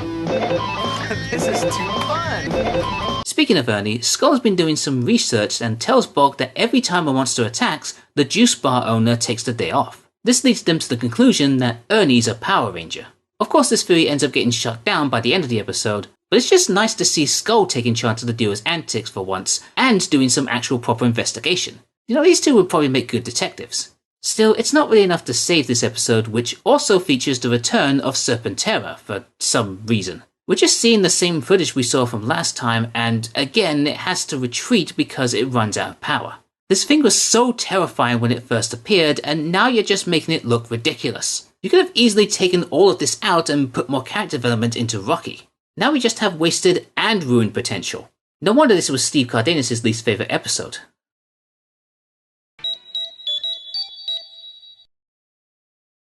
How exactly did the TV station get the invite to the Power Rangers? Is Alpha their booking agent or something? The Rangers appear on a talk show to share their positive message with the world, but Zedd plans on putting them on permanent hiatus with the help of his showbiz monster. This is not really a good one, to be honest. It's just very lacking in certain areas. Initially, Zedd wanted to replace the Rangers with evil doppelgangers and ruin their reputation, which seems to be a recurring theme with him. But after the Rangers fend off his attack, he waits until after the show to send out the exact same attack that the Rangers fend off again. Even the showbiz monster, which actually looks kind of cool, ironically doesn't get much of a showing, and is taken out pretty quickly. A real waste of a good monster. The Rangers' appearance on the show is also not that great. Aside from getting the host to do a karate demonstration, they just spout the typical message of stay in school and show some clips from the Pudgy Pig fight, albeit with the terrible dubbers from before. It really isn't anything special. There's kind of an attempt to make it an Adam-focused episode when he mentions his nerves about being on camera, but that's brushed aside rather quickly. Apparently it did get a bigger focus in the original script, but it was removed for time. The only saving grace is the antics of Bulk and Skull, who see this as the perfect time to expose the Rangers' identities to the world. It's probably the most cartoonish they've gotten, with a lot of their efforts ripped straight from a Looney Tunes show. My favourite bit is when Skull almost drops a heavy bag onto Bulk's head. He looks genuinely sorry, and Bulk is rightfully pissed off. That could have seriously hurt. Then I get pissed off as Miss Appleby proceeds to give the two of them a week's detention for being 10 minutes late to class. Are you kidding me? Hey, Zedd, could you make your next monster grow within the vicinity of the school? I know two guys who would be glad to see that building get trampled to dust.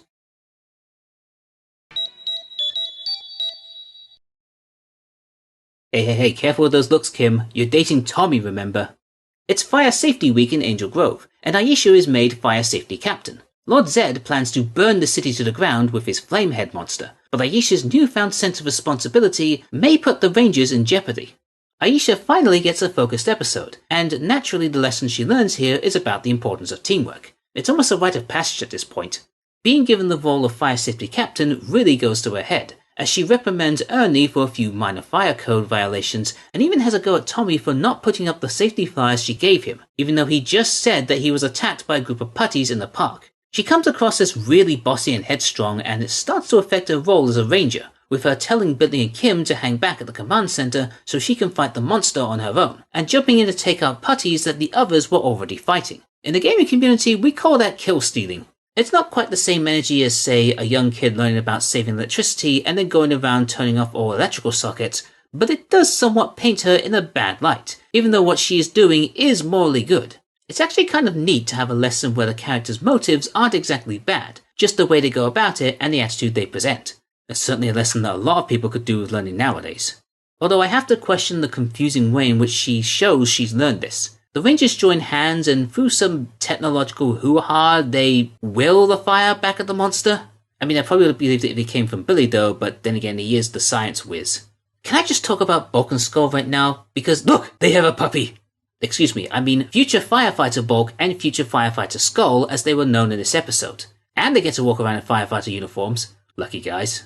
We get some good bits from them here as well, mainly from Skull as he tries to set up a projector screen and even admits that he wants to go into politics. Honestly, he'd probably fit in well with the people in charge right now. Of course, the two of them panic when confronted with actual fire in a conveniently placed barrel. and Skull ends up throwing water over Bulk when he gets spooked by a few candles on a cake. Classic comedy slapstick.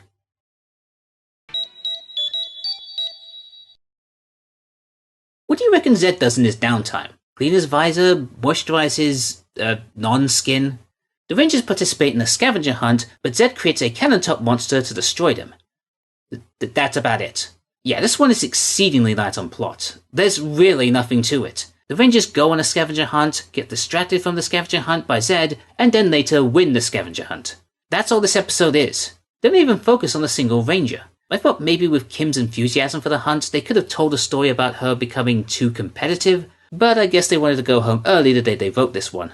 The Bulk and Skull stuff doesn't even have to try to beat the main plot. They hire a woman named Gypsy Abalonia, who says that her powers can lead them to the Rangers. Ironically, she does actually succeed in leading the duo to them, suggesting that her powers may be real. However, since Ernie was giving the teens a photo of the Rangers at the time, Bulk and Skull don't believe her and fire her on the spot. I wonder if she started questioning her own abilities after that. What else can I mention? This is the last appearance of Tor on the show, which is never really explained. The Power Blaster is used for the final time, which is the only time that Rocky, Adam, and Aisha get to use it.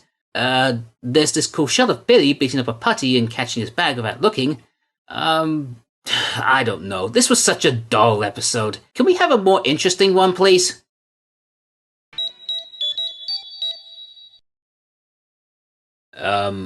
Well, I did ask for something interesting.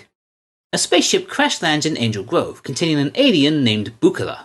The Rangers agree to help repair his ship and send him home, but they'll have to find a way to sneak him past Lord Zedd, who wants the alien's power source for Serpentera. You know what's funny? I've never properly considered the cheesiness or cheapness of this show's effects until I saw the alien spacecraft flying along a still image with green screen effects. It's like proper old school sci-fi stuff. It's just fun. As is this episode.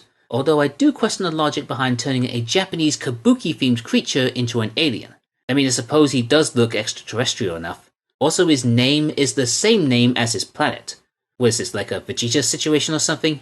I think this is the first time that the Rangers have encountered something alien that isn't trying to kill them, Zord and Alpha notwithstanding. Though that is debatable. It's a bit rushed, but we do get a bond of friendship between Billy and Bookala. I mean, Billy is into this kind of stuff, so it would make sense that he would form this strong connection with him. So strong, in fact, that when a monster, Weldo, just pops out of nowhere and attacks the alien, Billy gets pissed and blasts the guy with his gun, which is enough to destroy it. Lesson here, don't make Billy angry. You wouldn't like him when he's angry. I also appreciate how clever the Rangers are getting. While they do have to deal with the usual goons that Zedd sends after them, they set up the tyrant by creating the decoy energy source that Goldar unwittingly takes, which leaves Zedd not too pleased when it fails to power up Serpentera. By the way, is Serpentera now just Zedd's personal taxi service? The thing is a gigantic death machine, and yet you keep taking it out all the time and then complain when it doesn't have enough power. Yet maybe stop using it for a while and let it charge. What exactly use it for anyway? Your weekly grocery shopping? Naturally, with all the alien talk, Bulk and Skull are also getting involved, believing that the Power Rangers must be aliens. So they try creating a few crop circles and try snapping some pictures of the alien ship when it flies by. But they somehow end up with pictures of themselves looking silly, even though their cameras never pointed directly at them. Try again next season, guys. You'll get your alien Rangers then.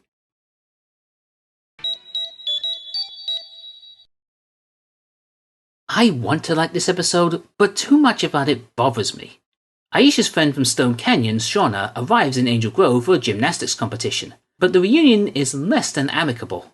Lord Zedd attempts to cause problems amongst the teens when he has Goldar kidnap Shauna and Kimberly, and sets loose his monster, the Jaws of Destruction. I don't think Zedd really thought this plan through. His intention was to capture Aisha's friends in front of her, thinking that when she goes to tell the others, they would get mad at her for letting it happen. But this sort of thing has happened plenty of times before, so what makes him think it would be any different this time? In fact, the only reason he creates his new monster is because the plan fails pretty quickly. Are you having an off day, Zedd? Not enough moisture getting to your brain? Should probably cover that thing up. The arrival of Shauna does bring up some interesting points though. Her and Aisha were friends for the longest time, but when the latter abruptly moved to Angel Grove, Shauna couldn't help but feel a sense of abandonment. Which does beg the question, why did Aisha move to Angel Grove? It wasn't due to Ranger commitment since she moved there before becoming one, and no explanation has been given since then. Couldn't we have at least a throwaway line or something, like my dad got a job in Angel Grove so we had to move? I feel like there's some unresolved issues here, yet the episode ends happily with all three of them together, yet Aisha never has to do anything. What's up with that? Kim's the one who bonded with Shauna when they were kidnapped, and of all things, over the fact that both of their parents have gone through a divorce. Yeah, remember that from last season, when Kim was having a hard time at Parents' Day because her family was separating, but they brushed over all of that until the end to make way for Tommy's big return? I'm glad that they brought it up again and not just simply forgot about it, and I'm glad that they used it in a meaningful way with Kim helping Shauna with her abandonment issues. I just think that Aisha got off scot-free here, and didn't really have to do anything herself. She's not even the one who went to save them in the end. It was Kim's knight in shining white armor, Tommy. The whole thing just irks me. And what's worse, the Broken Skull subplot does too. While it's fun to see them goofing around with their homemade jetpacks in the park, and crashing into random haystacks in said park, the reason they created the jetpacks in the first place is because they wanted to keep up with the Rangers when they were jetting.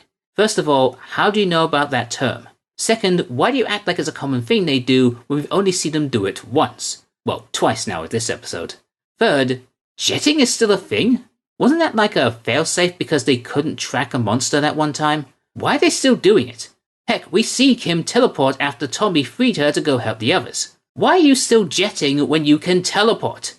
I wish I could like this episode, but I just have way too many problems with it. Oh, and the Rangers make fun of Broken Skull when they come back into the juice bar all bandaged up. Jerks.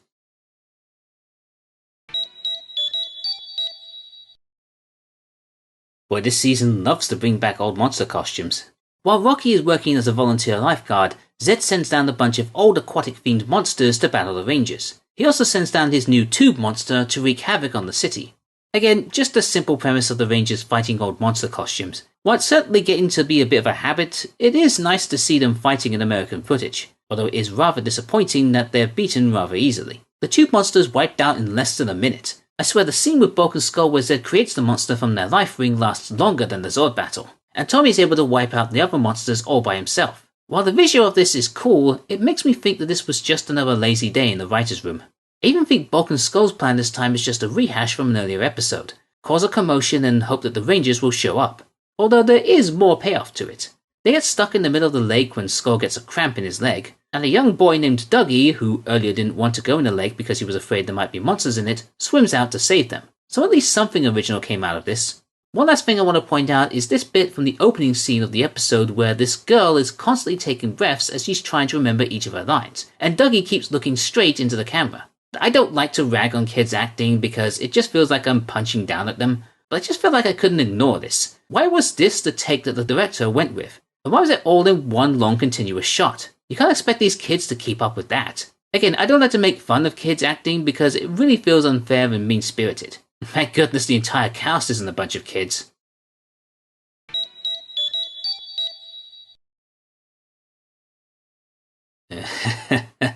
Well, this is awkward. Also, congrats on making it to 100 episodes. Inspired by the Rangers showing photographs of themselves as kids to their class, Lord Zedd calls upon the fabled Rock of Time to reverse the rotation of the planet and turn the Rangers into children. Without their powers and no memory of their time as Rangers, what can the now power kids do to escape Goldar and Zedd's newest monster, Photomare? So this is a bit of a weird two-parter, but it can be fun at times. The kids that got to play the younger versions of the Rangers are not too bad in my opinion. They're able to deliver their lines with enough conviction, and they just about manage to convey the personalities of their adult versions. For the most part, anyway. I especially like how the kid playing young Tommy is the least afraid to fight the putties, and is athletic enough to match JDF's energy while fighting. The two kids playing Broken Skull are also really good, and thankfully their bullying is more childish and not as physically violent as they were in the first season. They even have something of an honor streak about them. They help the power kids fight off some putties, the first time I think they've properly participated in a putty fight. And when Photomare captures the Rangers in a photo, they snatch the picture and run off with it, trying to keep it out of the hands of Goldar. This does lead them to getting detention from a younger Mr. Kaplan, or present-day Vince McMahon, who accuses them of lying and gives them detention, and it is unfair to see them getting punished for doing the right thing this time. And are all teachers allowed to grab them by the ears like that? Boy, things were even worse in this school back then. In fact, all adults were seemingly worse. There's this one scene where a random couple tries to take a photo of the Power Kids, and no indication is made that they know them. They're just some random creeps taking photos of kids in the park. What a bunch of perverts. Thankfully, Broken Skull managed to scare them away, and this is probably the first time I'm grateful to see a jump scare. Rude little beasts! How dare you stop me from taking CD pictures of children? I somehow blame the park for this. I do think that the story starts to fall off in the second half of part 2, when the Rangers are returned to normal and it just becomes your standard martial arts nonsense. They tease doing something interesting of Photomare creating a copy of the Tyrannosaurus Red Dragon Thunderzord, but they never show them interacting with each other and the monster is destroyed not too soon after. Then the Rangers are sent to destroy the Rock of Time, which is literally just a random rock in the middle of nowhere. Like, not even a fancy looking rock, just a plain old rock with some special effects thrown on it. At least slap on a few stickers or something. And who does Zedd send to protect it? A bunch of old monsters. So he can just do that now? Summon a bunch of monsters? Why is he even bothering with the putties at this point? Just bring back all of your old monsters and have them gang up on the Rangers. The only good thing to come out of this scene is Zedd's response to what Goldar has to say here. I'm the greatest warrior of all! I can't believe that bubblehead said that! I mean, he has good reason to as well. Goldar has had his ass handed to him multiple times in this episode alone. Even Alpha manages to get the best of him at one point. I'll save my complete thoughts on Goldar later, but trust me, they're not good. So, as I said before, Part 2 marks the 100th episode of Power Rangers overall. Now, it might sound weird that the second half of a two-parter gets this honourable distinction, but that's only because there was a change in schedule. It was actually supposed to be Lights, Camera, Action that got the 100th spot, with Rangers Back in Time coming in just before it. However, the scheduling issues that presumably occurred because of the change in cast members and all the madness that came from that resulted in a reorganization of when these episodes were broadcast. However, I prefer it this way around. Lights, Camera, Action did not feel like a worthy milestone episode, or what I really want to say is that the episode where the Rangers talk to a generic chat show host and Bulk and Skull get up to backstage shenanigans isn't as good as the two-parter where the Rangers become children and are trapped in a photograph all because of a magic rock. Sometimes Power Rangers can make complete logical sense and yet no sense at the same time.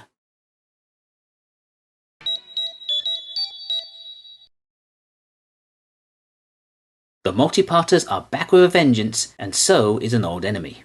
Rita Repulsa returns to the Moon Palace and with the help of Finster creates a love potion that makes Lord Zedd fall in love with her. As they plan their future life together, an evil-inflicted Alpha causes trouble for the Rangers by trapping them in an abandoned theatre filled with monsters with no access to their powers and no way to escape.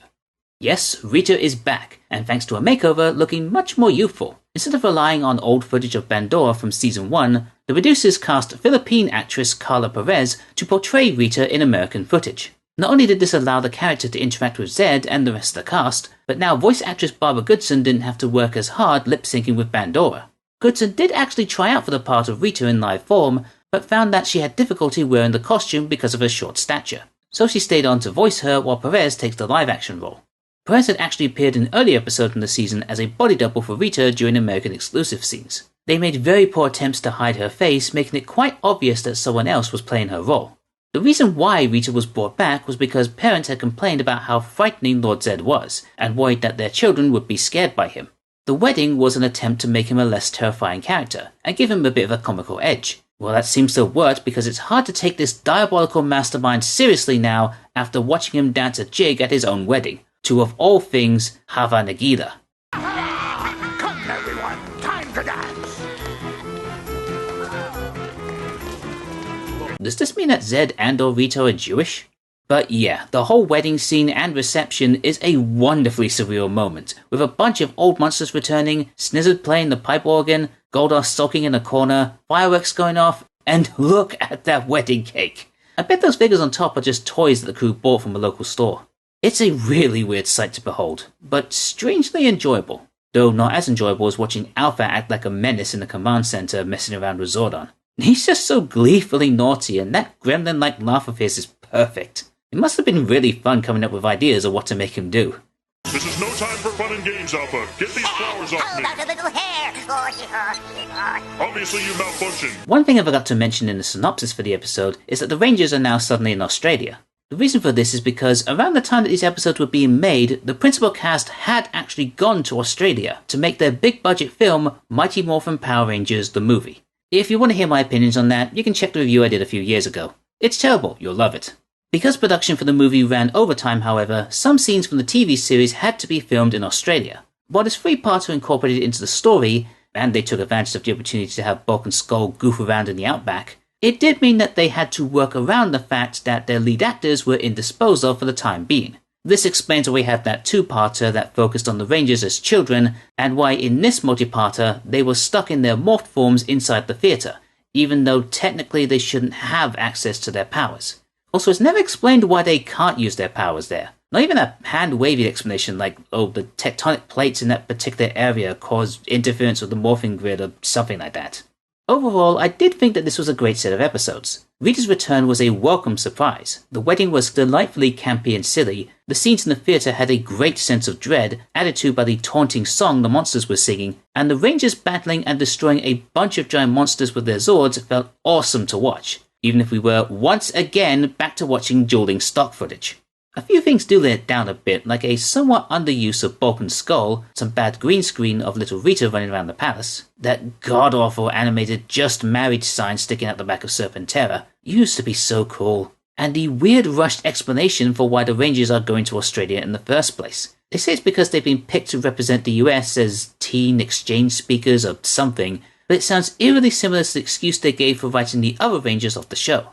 Could you say they won a competition or pretended it's another part of Angel Grove? You don't seem to have a problem pretending that Tokyo Tower is in California for some reason. Also, why are Bulk and Skull going on this trip? Not that I'm complaining, it's always great to see these two on board, but for something this important, why pick the two guys whom you're willing to throw into detention for a week just for being 10 minutes late to one class? Or is this a way to make up for the unfair treatment you've been giving them over the years? If it is, then I'll accept it. They deserve some compensation.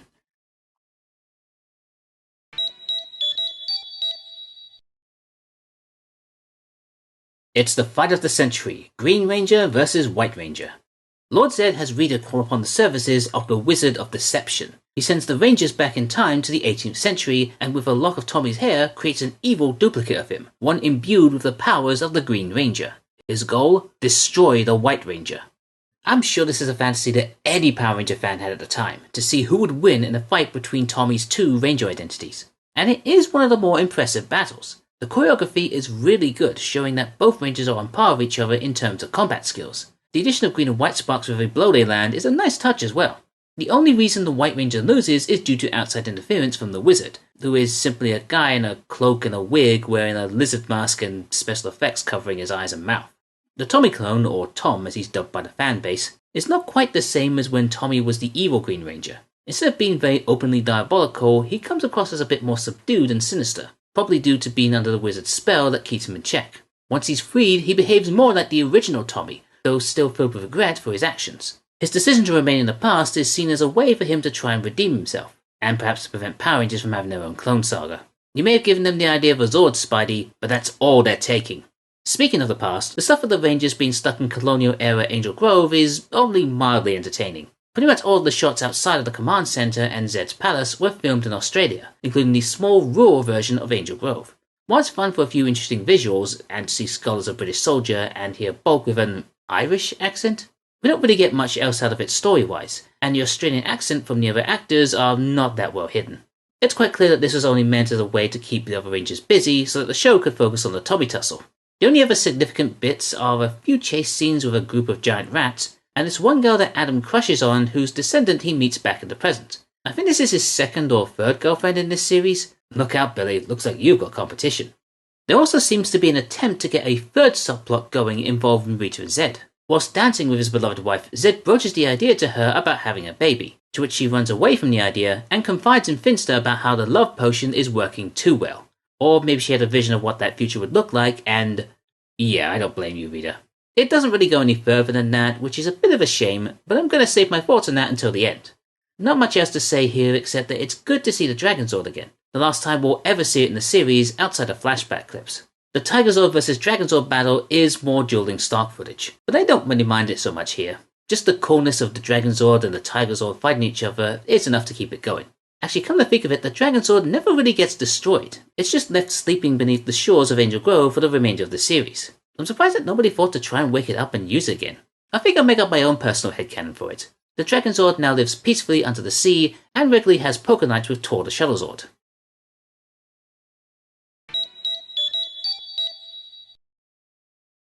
And here is Power Rangers telling us what we already know: politics ruin everything.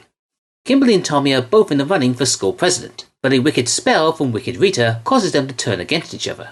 Not only does this make their campaigns turn nasty, but it also affects their ranger duties, allowing Rita to gain possession of Saba and the Tiger Zord. Seeing Tommy and Kim having a little spat is not quite on the same level as, say, when Kim and Billy were turned into punks, or when Tommy and Jason nearly came to blows. It's mostly them doing childish things like Tommy drawing a mustache on Kim's poster, or Kim messing with Tommy's poster so it says things like "Don't vote for dummy."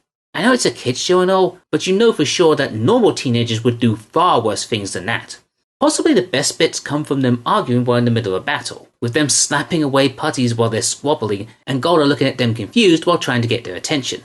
The way this problem is solved is the stupidest thing ever, as Zordon makes them literally smell the roses to break the spell. They're not even like special roses with a chemical compound that lifts Rita's curse. They're just plain old roses that are only there so that the writers could make a pun.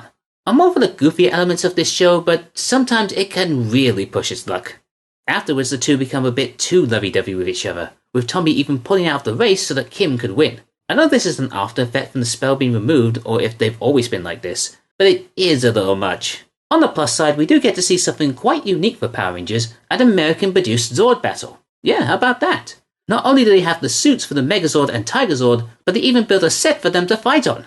I'm guessing there wasn't a Sentai episode where the Zords brawled with each other for whatever reason, so it's actually a pleasant surprise to see them make their own Zord content for once, outside of any close-up or forced perspective shots. It can look a little rough at times, but it is their first time trying something like this, as opposed to Toei who spent decades perfecting their craft, so I'll let them off the hook and look forward to what they can make in the future.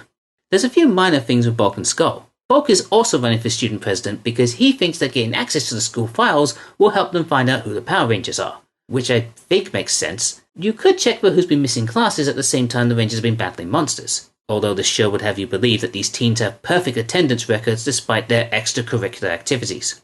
We get to see the two in funny costumes, make promises they can't keep like real politicians, and there's a good joke at the end where Bulk only gets one vote as Skull has apparently voted for Kim.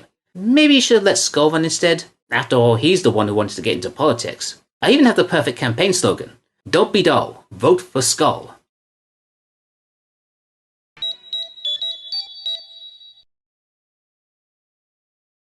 And speaking of dull, here's a two-parter that goes on for far too long. Kimberly finds an old fairy tale book from her childhood at a book fair, but Rita has a tale of her own to tell when she traps Kim, Tommy, and Rocky inside the book. To prevent the others from helping them out, Zedd creates a monster called Turkey Jerk with the help of a few unwilling allies. So I'm just going to come out and say it, this feels like two separate stories jammed together into one, and if a certain big-budget superhero movie has proven to us, that usually doesn't come up with the best results. Stretching the premise of both of them so that they fill in a two-parter makes them feel disjointed, and it would have been best if they had been their own separate episodes each. The main plot that follows our book-bound buddies, while being a novel idea, no pun intended, is not exactly great in execution. It feels like the story is just spinning its wheels in order to waste time, and while the sets for the Storybook world are well made and do capture the feel of an illustrated novel, it's really hard to ignore the rather dodgy green screen effects. I know Power Rangers didn't exactly have the best special effects for the time, but the ones used in this episode are rough. The other plot feels like it has a bit more meat to it, probably because Bulk and Skull have a huge part to play. They find a book on how to make monsters at the book fair, and plan to create their own monster to lure out the Rangers. Unfortunately, when Bulk leaves Skull in charge for a bit, he accidentally uses instructions from a cookery book to finish the job, and thanks to Lord Zedd, it results in the creation of the aforementioned Turkey Jerk. There's a lot more to enjoy from this half of the story, with the duo really getting stuck into their mad scientist shtick, especially from Skull, who does ponder if their actions might result in the destruction of the Power Rangers. The battle with Turkey Jerk is just a bit basic though. The remaining Rangers flail around for a bit before blasting it with a power cannon. There could have been a bit more to this if they really explored the idea of Bulk and Skull inadvertently creating a monster that might actually defeat their heroes. But they just end up using it as filler for the apparently much more interesting story about the Rangers in a book. What's funny about this two-parter is that it repurposes a lot of old monster costumes. Grumble the Elf is basically Mr. Tickle Sneezer painted blue and given a Santa outfit. There's a snow monster that's just a reworked version of Primitor, and even Turkey Jerk was created using salvaged parts from the Chunky Chicken costume. No idea why they tried to make it look like a part of Darth Vader's empire though. I'd also be remiss if I didn't mention that Mondo the Magician, the antagonist of the book and the Rangers' final challenge, is actually the main villain from Die Ranger. Just thought I brought it up before somebody else does. And did somebody sneeze at the beginning of the episode? Bless you.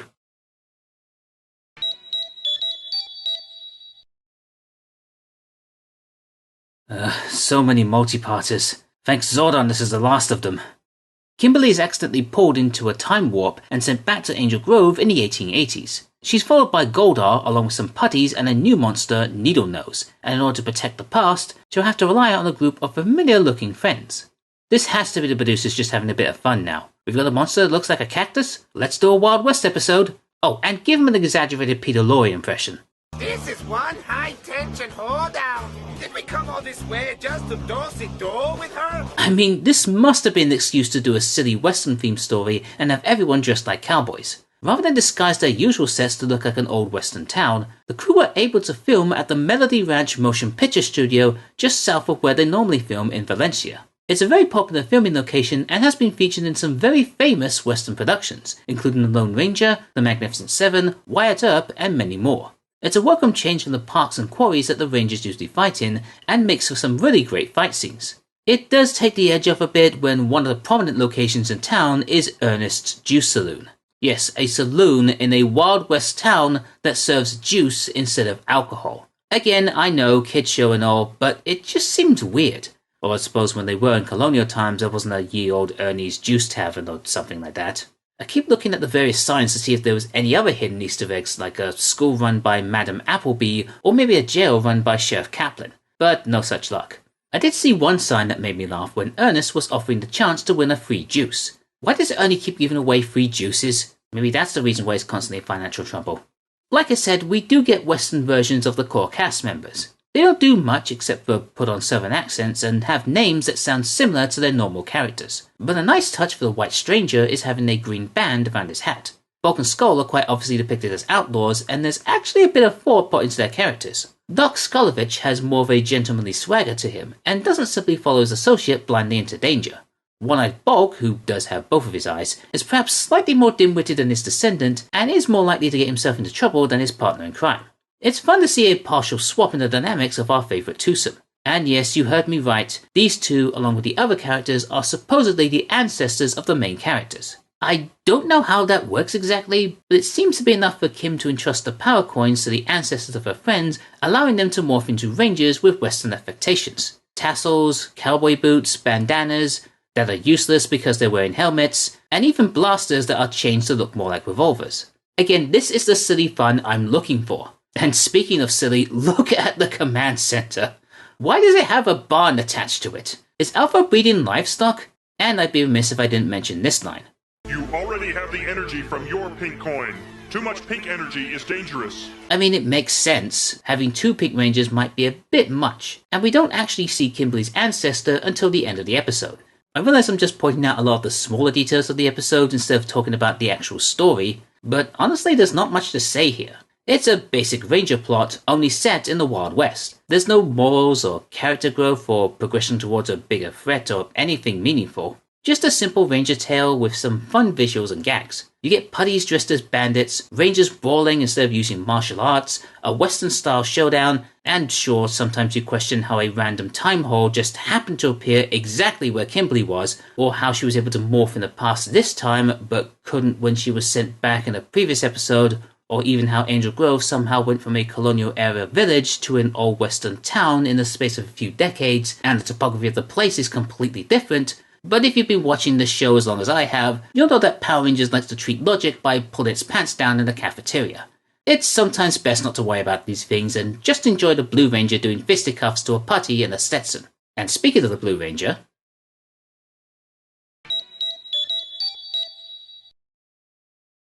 we finish off Season 2 with another less than stellar finale. Rita creates an evil duplicate of Billy and has the real one kidnapped. The Dark Doppelganger then steals the morphers and communicators of the other Rangers, so they find themselves at a major disadvantage when facing Goldar and Zedd's newest monster, Face. Just like it did last time, this does not feel like a proper way to end the season. The stakes are rather low compared to some of the other episodes, and the overall conflict is resolved rather quickly. Putting aside its place in the broadcasting schedule, the overall episode is alright, I guess. I'm kind of in two minds about the characterization of the Dark Billy clone. On the one hand, it is rather clever. Aside from maybe being a bit cold towards his love interest and his preference to working out over his education, he doesn't stand out that much from the real thing, and even uses Billy's trait of technobabble to explain why he needs to borrow their communicators. It's a performance that's much more subtle than other evil versions of Billy we've seen. On the other hand, it is that over-the-top performance from a darker Billy that I do somewhat miss here. I know I've mentioned it plenty of times before, but giving David Yost the chance to do a little extra with Billy is so much fun. At this point, we see him go evil about as many times as the number of women he's dated over the series. Speaking of which, he has yet another eligible suitor this episode, in the form of Violet. I guess things didn't work out with Laura then? I don't know what it is about Violet, but she comes off as a little bit creepy towards Billy. Maybe it's the way she looks at him, maybe it's the way she quickly forgives him when he apologizes for his earlier behavior, or maybe it's because she flat out creates a sculpture of him without his knowledge. I don't know, it comes across as a bit obsessive to me. It even affects Bulk and Skull's plans, as they want to create a statue of the Power Rangers so they can lure them out and remove their helmets. At first they try making their own interesting model, but then resort to commissioning Violet to make it for them instead. And she ends up reworking her Billy model to make him look like a Gold Ranger. I can't tell if Billy is uncomfortable with the flattery or the awkward attention Violet is giving him. By the way, Violet, you should make sure you get Bulk and Skull to pay you for that. Support the artists.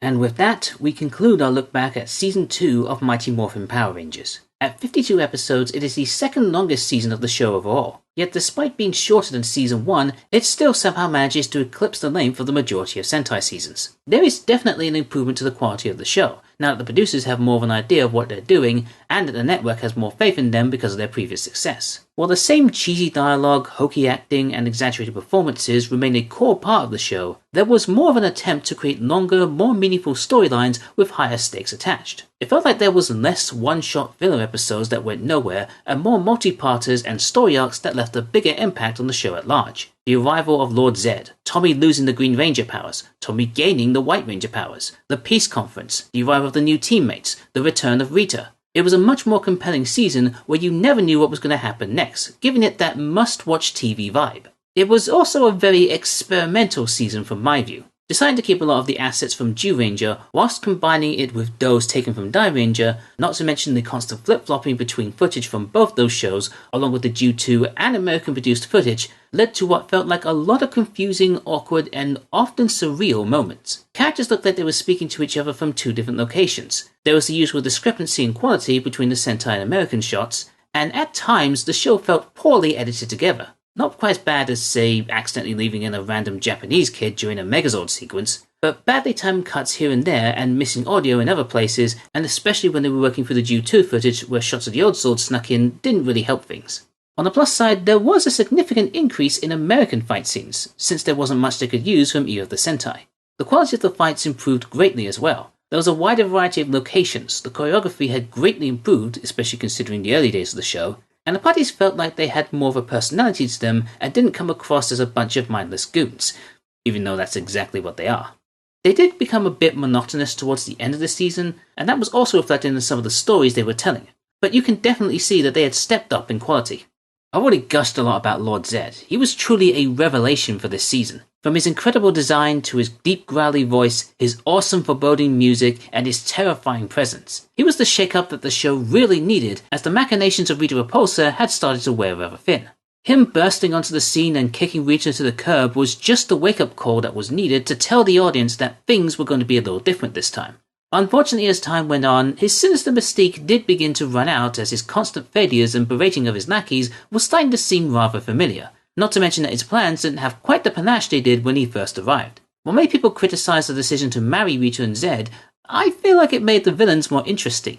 Sure, it is really weird to see Zedd acting a bit more comical than we have gotten used to from him, but adding in that humorous edge where he can be doting on his new wife one minute and then bickering with her the next was just the change that he needed to prevent his character from going stale.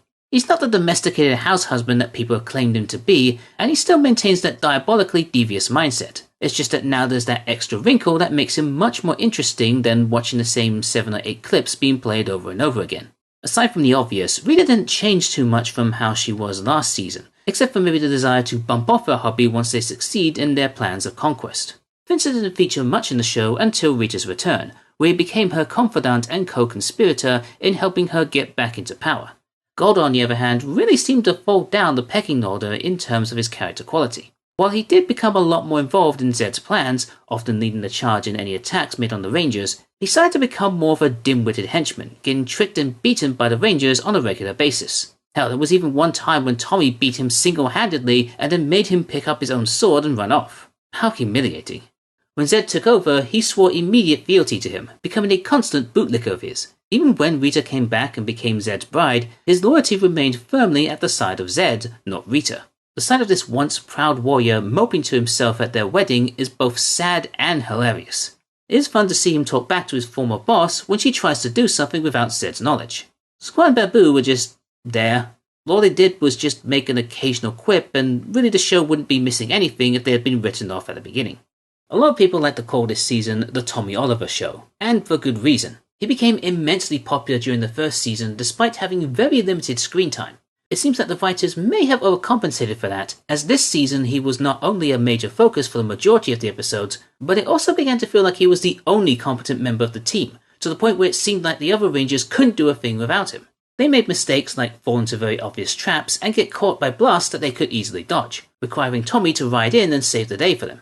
It's one thing to make a character that's all-round awesome, but when you have to stifle the development of your other characters just to make one of them look even better, that feels like a major problem with the overall writing. But even though he was somewhat being forced down our throats, Tommy was still a very enjoyable character to watch. From his despondent feeling about losing his powers, to his defiance in the face of defeat, to the jubilation of his return as the White Ranger.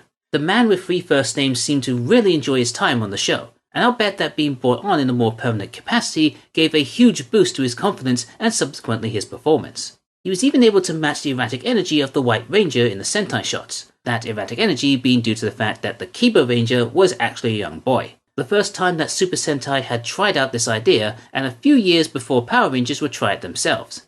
As I said, Tommy got the Lions, or in this case Tigers' share of the spotlight this season, so there isn't too much to say about the other Rangers. But it's not like they didn't get anything. Well, some of them at least. Before he was demoted in favour of Tommy, Jason still did his best to act as leader of the team, continuing to encourage and inspire his fellow Rangers. He was clearly the one affected the most from Tommy losing the Green Ranger powers, and blamed himself for it happening as he failed to retrieve the Green Candle last season.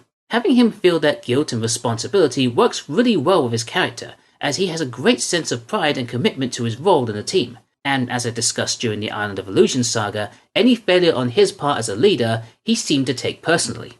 Perhaps when he was replaced by Tommy as leader, it was a huge relief for him, not only because he didn't have to bear that burden anymore, but seeing that his close friend/rival was in a much better place than when he last saw him, helped to put his mind at ease. Yes, I know these lines were probably just inserted after he left the show, but I'm trying to work with what I got here. While Billy didn't necessarily go through any big character arcs this season, it's obvious that this is a very different version of him to the meek geek that we were first introduced to. He still has a love for science and continues to act as the technical expert for the team, creating new devices for them to use. But unlike last season where he often became the butt of a few jokes and needed assistance during the unmorphed fights, this time around, he's a complete badass. He can easily handle fights on his own and even look stylish while doing so. Heck, forget style, this guy's got charm too, as he attracted more than his fair share of lady friends, and potential stalker too. Or unless I forget the time that he straight up pulled a gun on a monster that hurt his alien friend and absolutely slaughtered him. He's still more or less the same nerd that we once knew, but now with a lot more bite to him. Likewise, Kimberly doesn't get any big story arcs of her own, but there is a noticeable difference to her attitude. She had always been the one to fire off a sarcastic comment to her enemies, or loudly declare how grossed out she was from some of the more grotesque villains they encountered. In fact, the only times we see that old attitude of hers come back is when she's been affected by an evil spell from Rita and Zedd. But now she seems to have mellowed out a bit and is a lot friendlier and kind-hearted, especially towards Broken Skull, whom she was often the most hostile towards in the past. This is not the same Valley Girl who couldn't imagine the two being nice to anyone unless Rita had something to do with it. Her biggest story mainly came from the episode Forever Friends, where she connected with Shauna over their respective parents' divorces. It's nice that the show hasn't completely forgotten this aspect for her character and put it to great use as a teachable moment. Other than that, we just mostly saw her hanging out with Tommy, going on dates and the like. It's good to see a healthy relationship between the two, but it's a bit worrying that this became her most defining feature this season. There are bigger things coming for her in the future though. Sadly, Trini and Zach have basically nothing going on for them. Trini had her pining for Richie, which went nowhere, and Zach's biggest contribution was introducing his cousin Curtis. They had 0 episodes that focused on them, and honestly kind of fell into the background for the most part. Even when you think they might play a bigger role in some episodes, it usually goes to Tommy or someone else. Despite the fact that their actors left the show, you do wish that there had been more for them. Like, maybe Trini's getting jealous of all this attention Billy is getting from the ladies. Or have Billy be jealous of how Trini keeps looking at Richie, steering the two towards a potential relationship. Yes, I'm still trying to make hashtag Quanston a thing.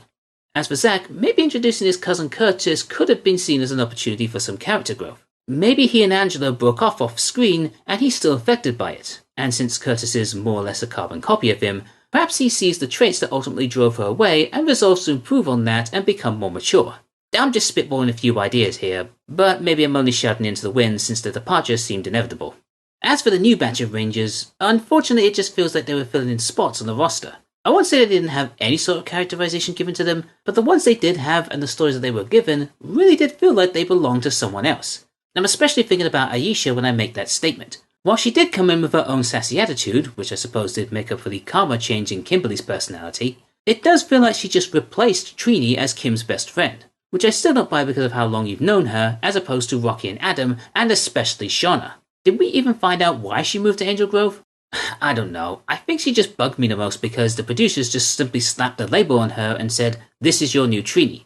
I don't want a new Trini. We've already had two. Rocky, I think, was being penciled in as the new goofball of the group now that Zach had left, since Tommy had pretty much filled Jason's part.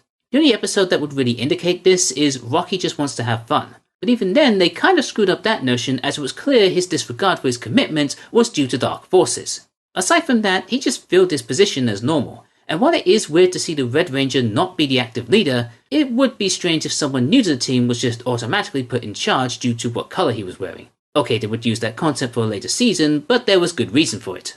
I say that Adam was probably the most original member of the New Rangers in terms of personality. While the others tend to be more loud and fun-loving, he's a lot more shy and quiet. Learning martial arts had given him a great deal of confidence, but that often doesn't translate well in terms of talking to girls that he likes, and in a deleted storyline, speaking publicly on national television. As mentioned though, he doesn't get much of a chance this season to develop his character further, but Adam, as well as John Young Bosch, would become a prominent figure within the Ranger community. But we'll save that for another time. This season saw big changes for our favourite comedy duo, Bulk and Skull. In Season 1, they were just flat-out bullies and minor antagonists to the Rangers, but their personal blend of slapstick comedy made them a beloved highlight of the show. For Season 2, their aggressive stance towards the Rangers was dialed down significantly, though they still remained at odds with them and at times became foils to them due to their constant attempts at revealing their secret identities. They dropped a lot of the bullying tactics they had previously used, and they came across more like a pair of bumbling buffoons. Their side plots were often more interesting than those involving the Rangers, and their attempts to figure out who they were underneath the helmet ran the gambit of being poorly planned out, to barking up the wrong tree, to being misled by other parties, to times when they were actually successful, but either didn't believe in the results, or were again misled by other parties. It did feel like they had a sense of purpose this time. Whilst before they would just blunder around with no rhyme or reason, seeing them have an active goal in mind each episode added more interest to their actions, and before long you were kind of rooting for them, and even scolding the Rangers for messing up their plans. Of course there were the moments where they showed hints of a more nobler side to them, the most prominent being when they stood up to Scatterbrain and saved the Rangers, as well as them chasing down the runaway baby carriage in the ninja encounter. But I think more people need to talk about how they looked after that same baby later on. The look of pride that the two share with each other on a job well done is a very underrated moment in my opinion. Plus it was fun seeing them portray different variations of themselves during the time travel episodes. Picking the worst episode of the season was a bit hard to do, not because there were many bad ones, but there were quite a few of them that were so boring. I was tempted to just put the ninja count on here for being all over the place with so many different things happening, a lot of them stupid. But because of the absolutely bonkers chase scene, Bulk and Skull's good deeds, and because the writers were in a difficult spot, I'm gonna give it a pass. So what is the worst episode? Maybe Goldar's Vice Versa for its poor use of Scorpina? Lights Camera Action for wasting a good premise? The myriad of episodes that lazily reuse old monster costumes? Story Rangers for jamming two decent plots together that have nothing to do with each other? Even that doesn't feel right. Wait, I've got it. Scavenger Hunt. Because nothing happens! I almost forgot they even existed. Honestly, if you could skip one episode in this entire series, it would be... what was it again? Oh, right, Scavenger Hunt, that's it. See, I even forgot it just now! It's just as tricky picking the best episode. There were so many great ones, mostly multi-parters, mostly involving Tommy. Green No More was tempting, but then I remembered, oh yeah, Dark Rangers, shame. White Light is a good shout for Tommy's return. The Wedding was a fun one for Rita's comeback. Return of the Green Ranger was great for some Tommy on Tommy action. And we can't forget to mention When Is a Ranger Not a Ranger for making Bulk and Skull the heroes this time. But this is a biased review, and for me personally, I have to give it to Missing Green. Watching Jason battle his guilt over not saving the Green Ranger powers is a fantastic bit of character work. Austin St. John does some brilliant acting here, and while I wish this episode was in the previous season after the Green Candle story, it still works really well here after Green No More. Plus, in a season that is entirely dedicated to telling you how awesome Tommy is, I think we need to give a bit of love to the original Red Ranger.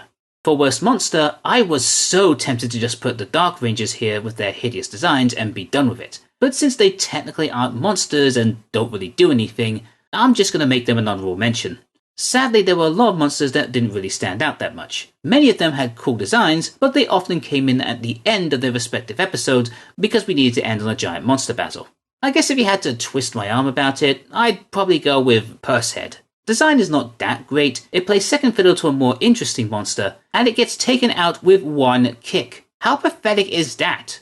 Sure, Weldle didn't last that much longer, and arguably did less, but getting blasted by an irate Blue Ranger is a much better way to go out than a simple kick to the coin purse. Although that does sound more painful. I'm gonna have to do what I did last time and give you my top 5 monsters in no particular order.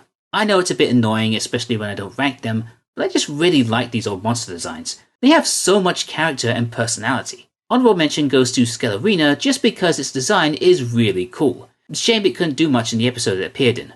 And I was tempted to put Pumpkin Rapper back on here, but I'll be fair and focus on the ones that debuted this season. So, in no particular order, we have Parantis Head for its part in the destruction of the old Zords, Octophantom for being a genuine threat to the Rangers, and because I really dug its doofy voice. There I am again! I just can't believe what an incredibly handsome fellow I am!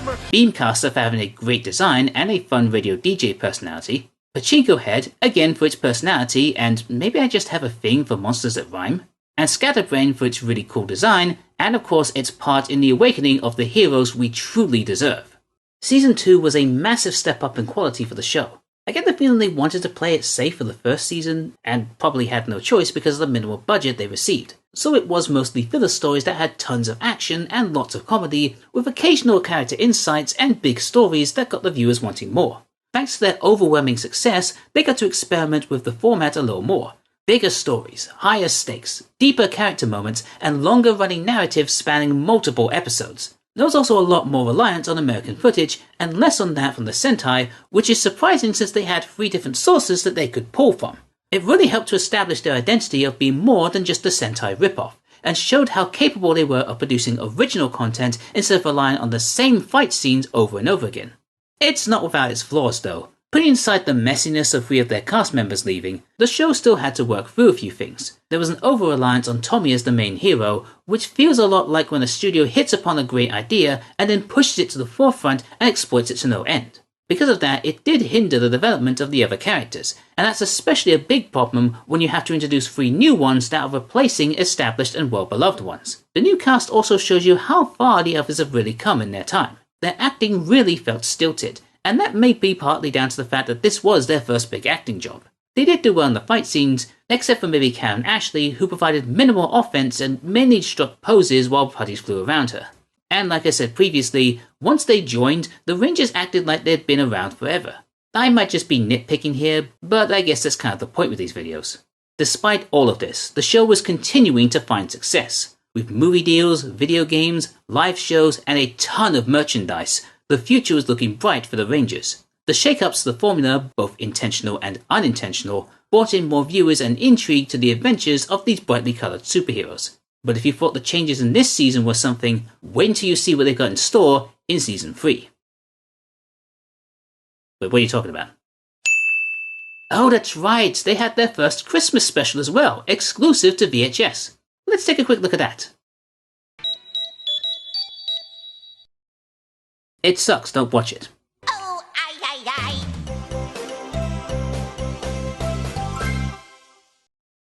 Hi everybody, TeknoBoy here. Thank you so much for watching my video on Season 2 of Mighty Morphin Power Rangers. I honestly thought this one would be a lot shorter than my last video, considering there was lots of multi-parters that could just stick together and such, but it ended up being longer because there was just so much more to talk about with this. Still, I had a lot of fun making it. It's great to look back at these older series, these older, sillier series, and try and look at it at a much more analytical standpoint. It's a lot of fun, really. Again, did you watch this whole thing in one go, or do you have to break it down in stages because of how long it is? Just let me know about that in the comments down below, and any other changes that you think I could make for Season 3, which it feels like I am going to do, and because I enjoyed this so much, I want to move on with this.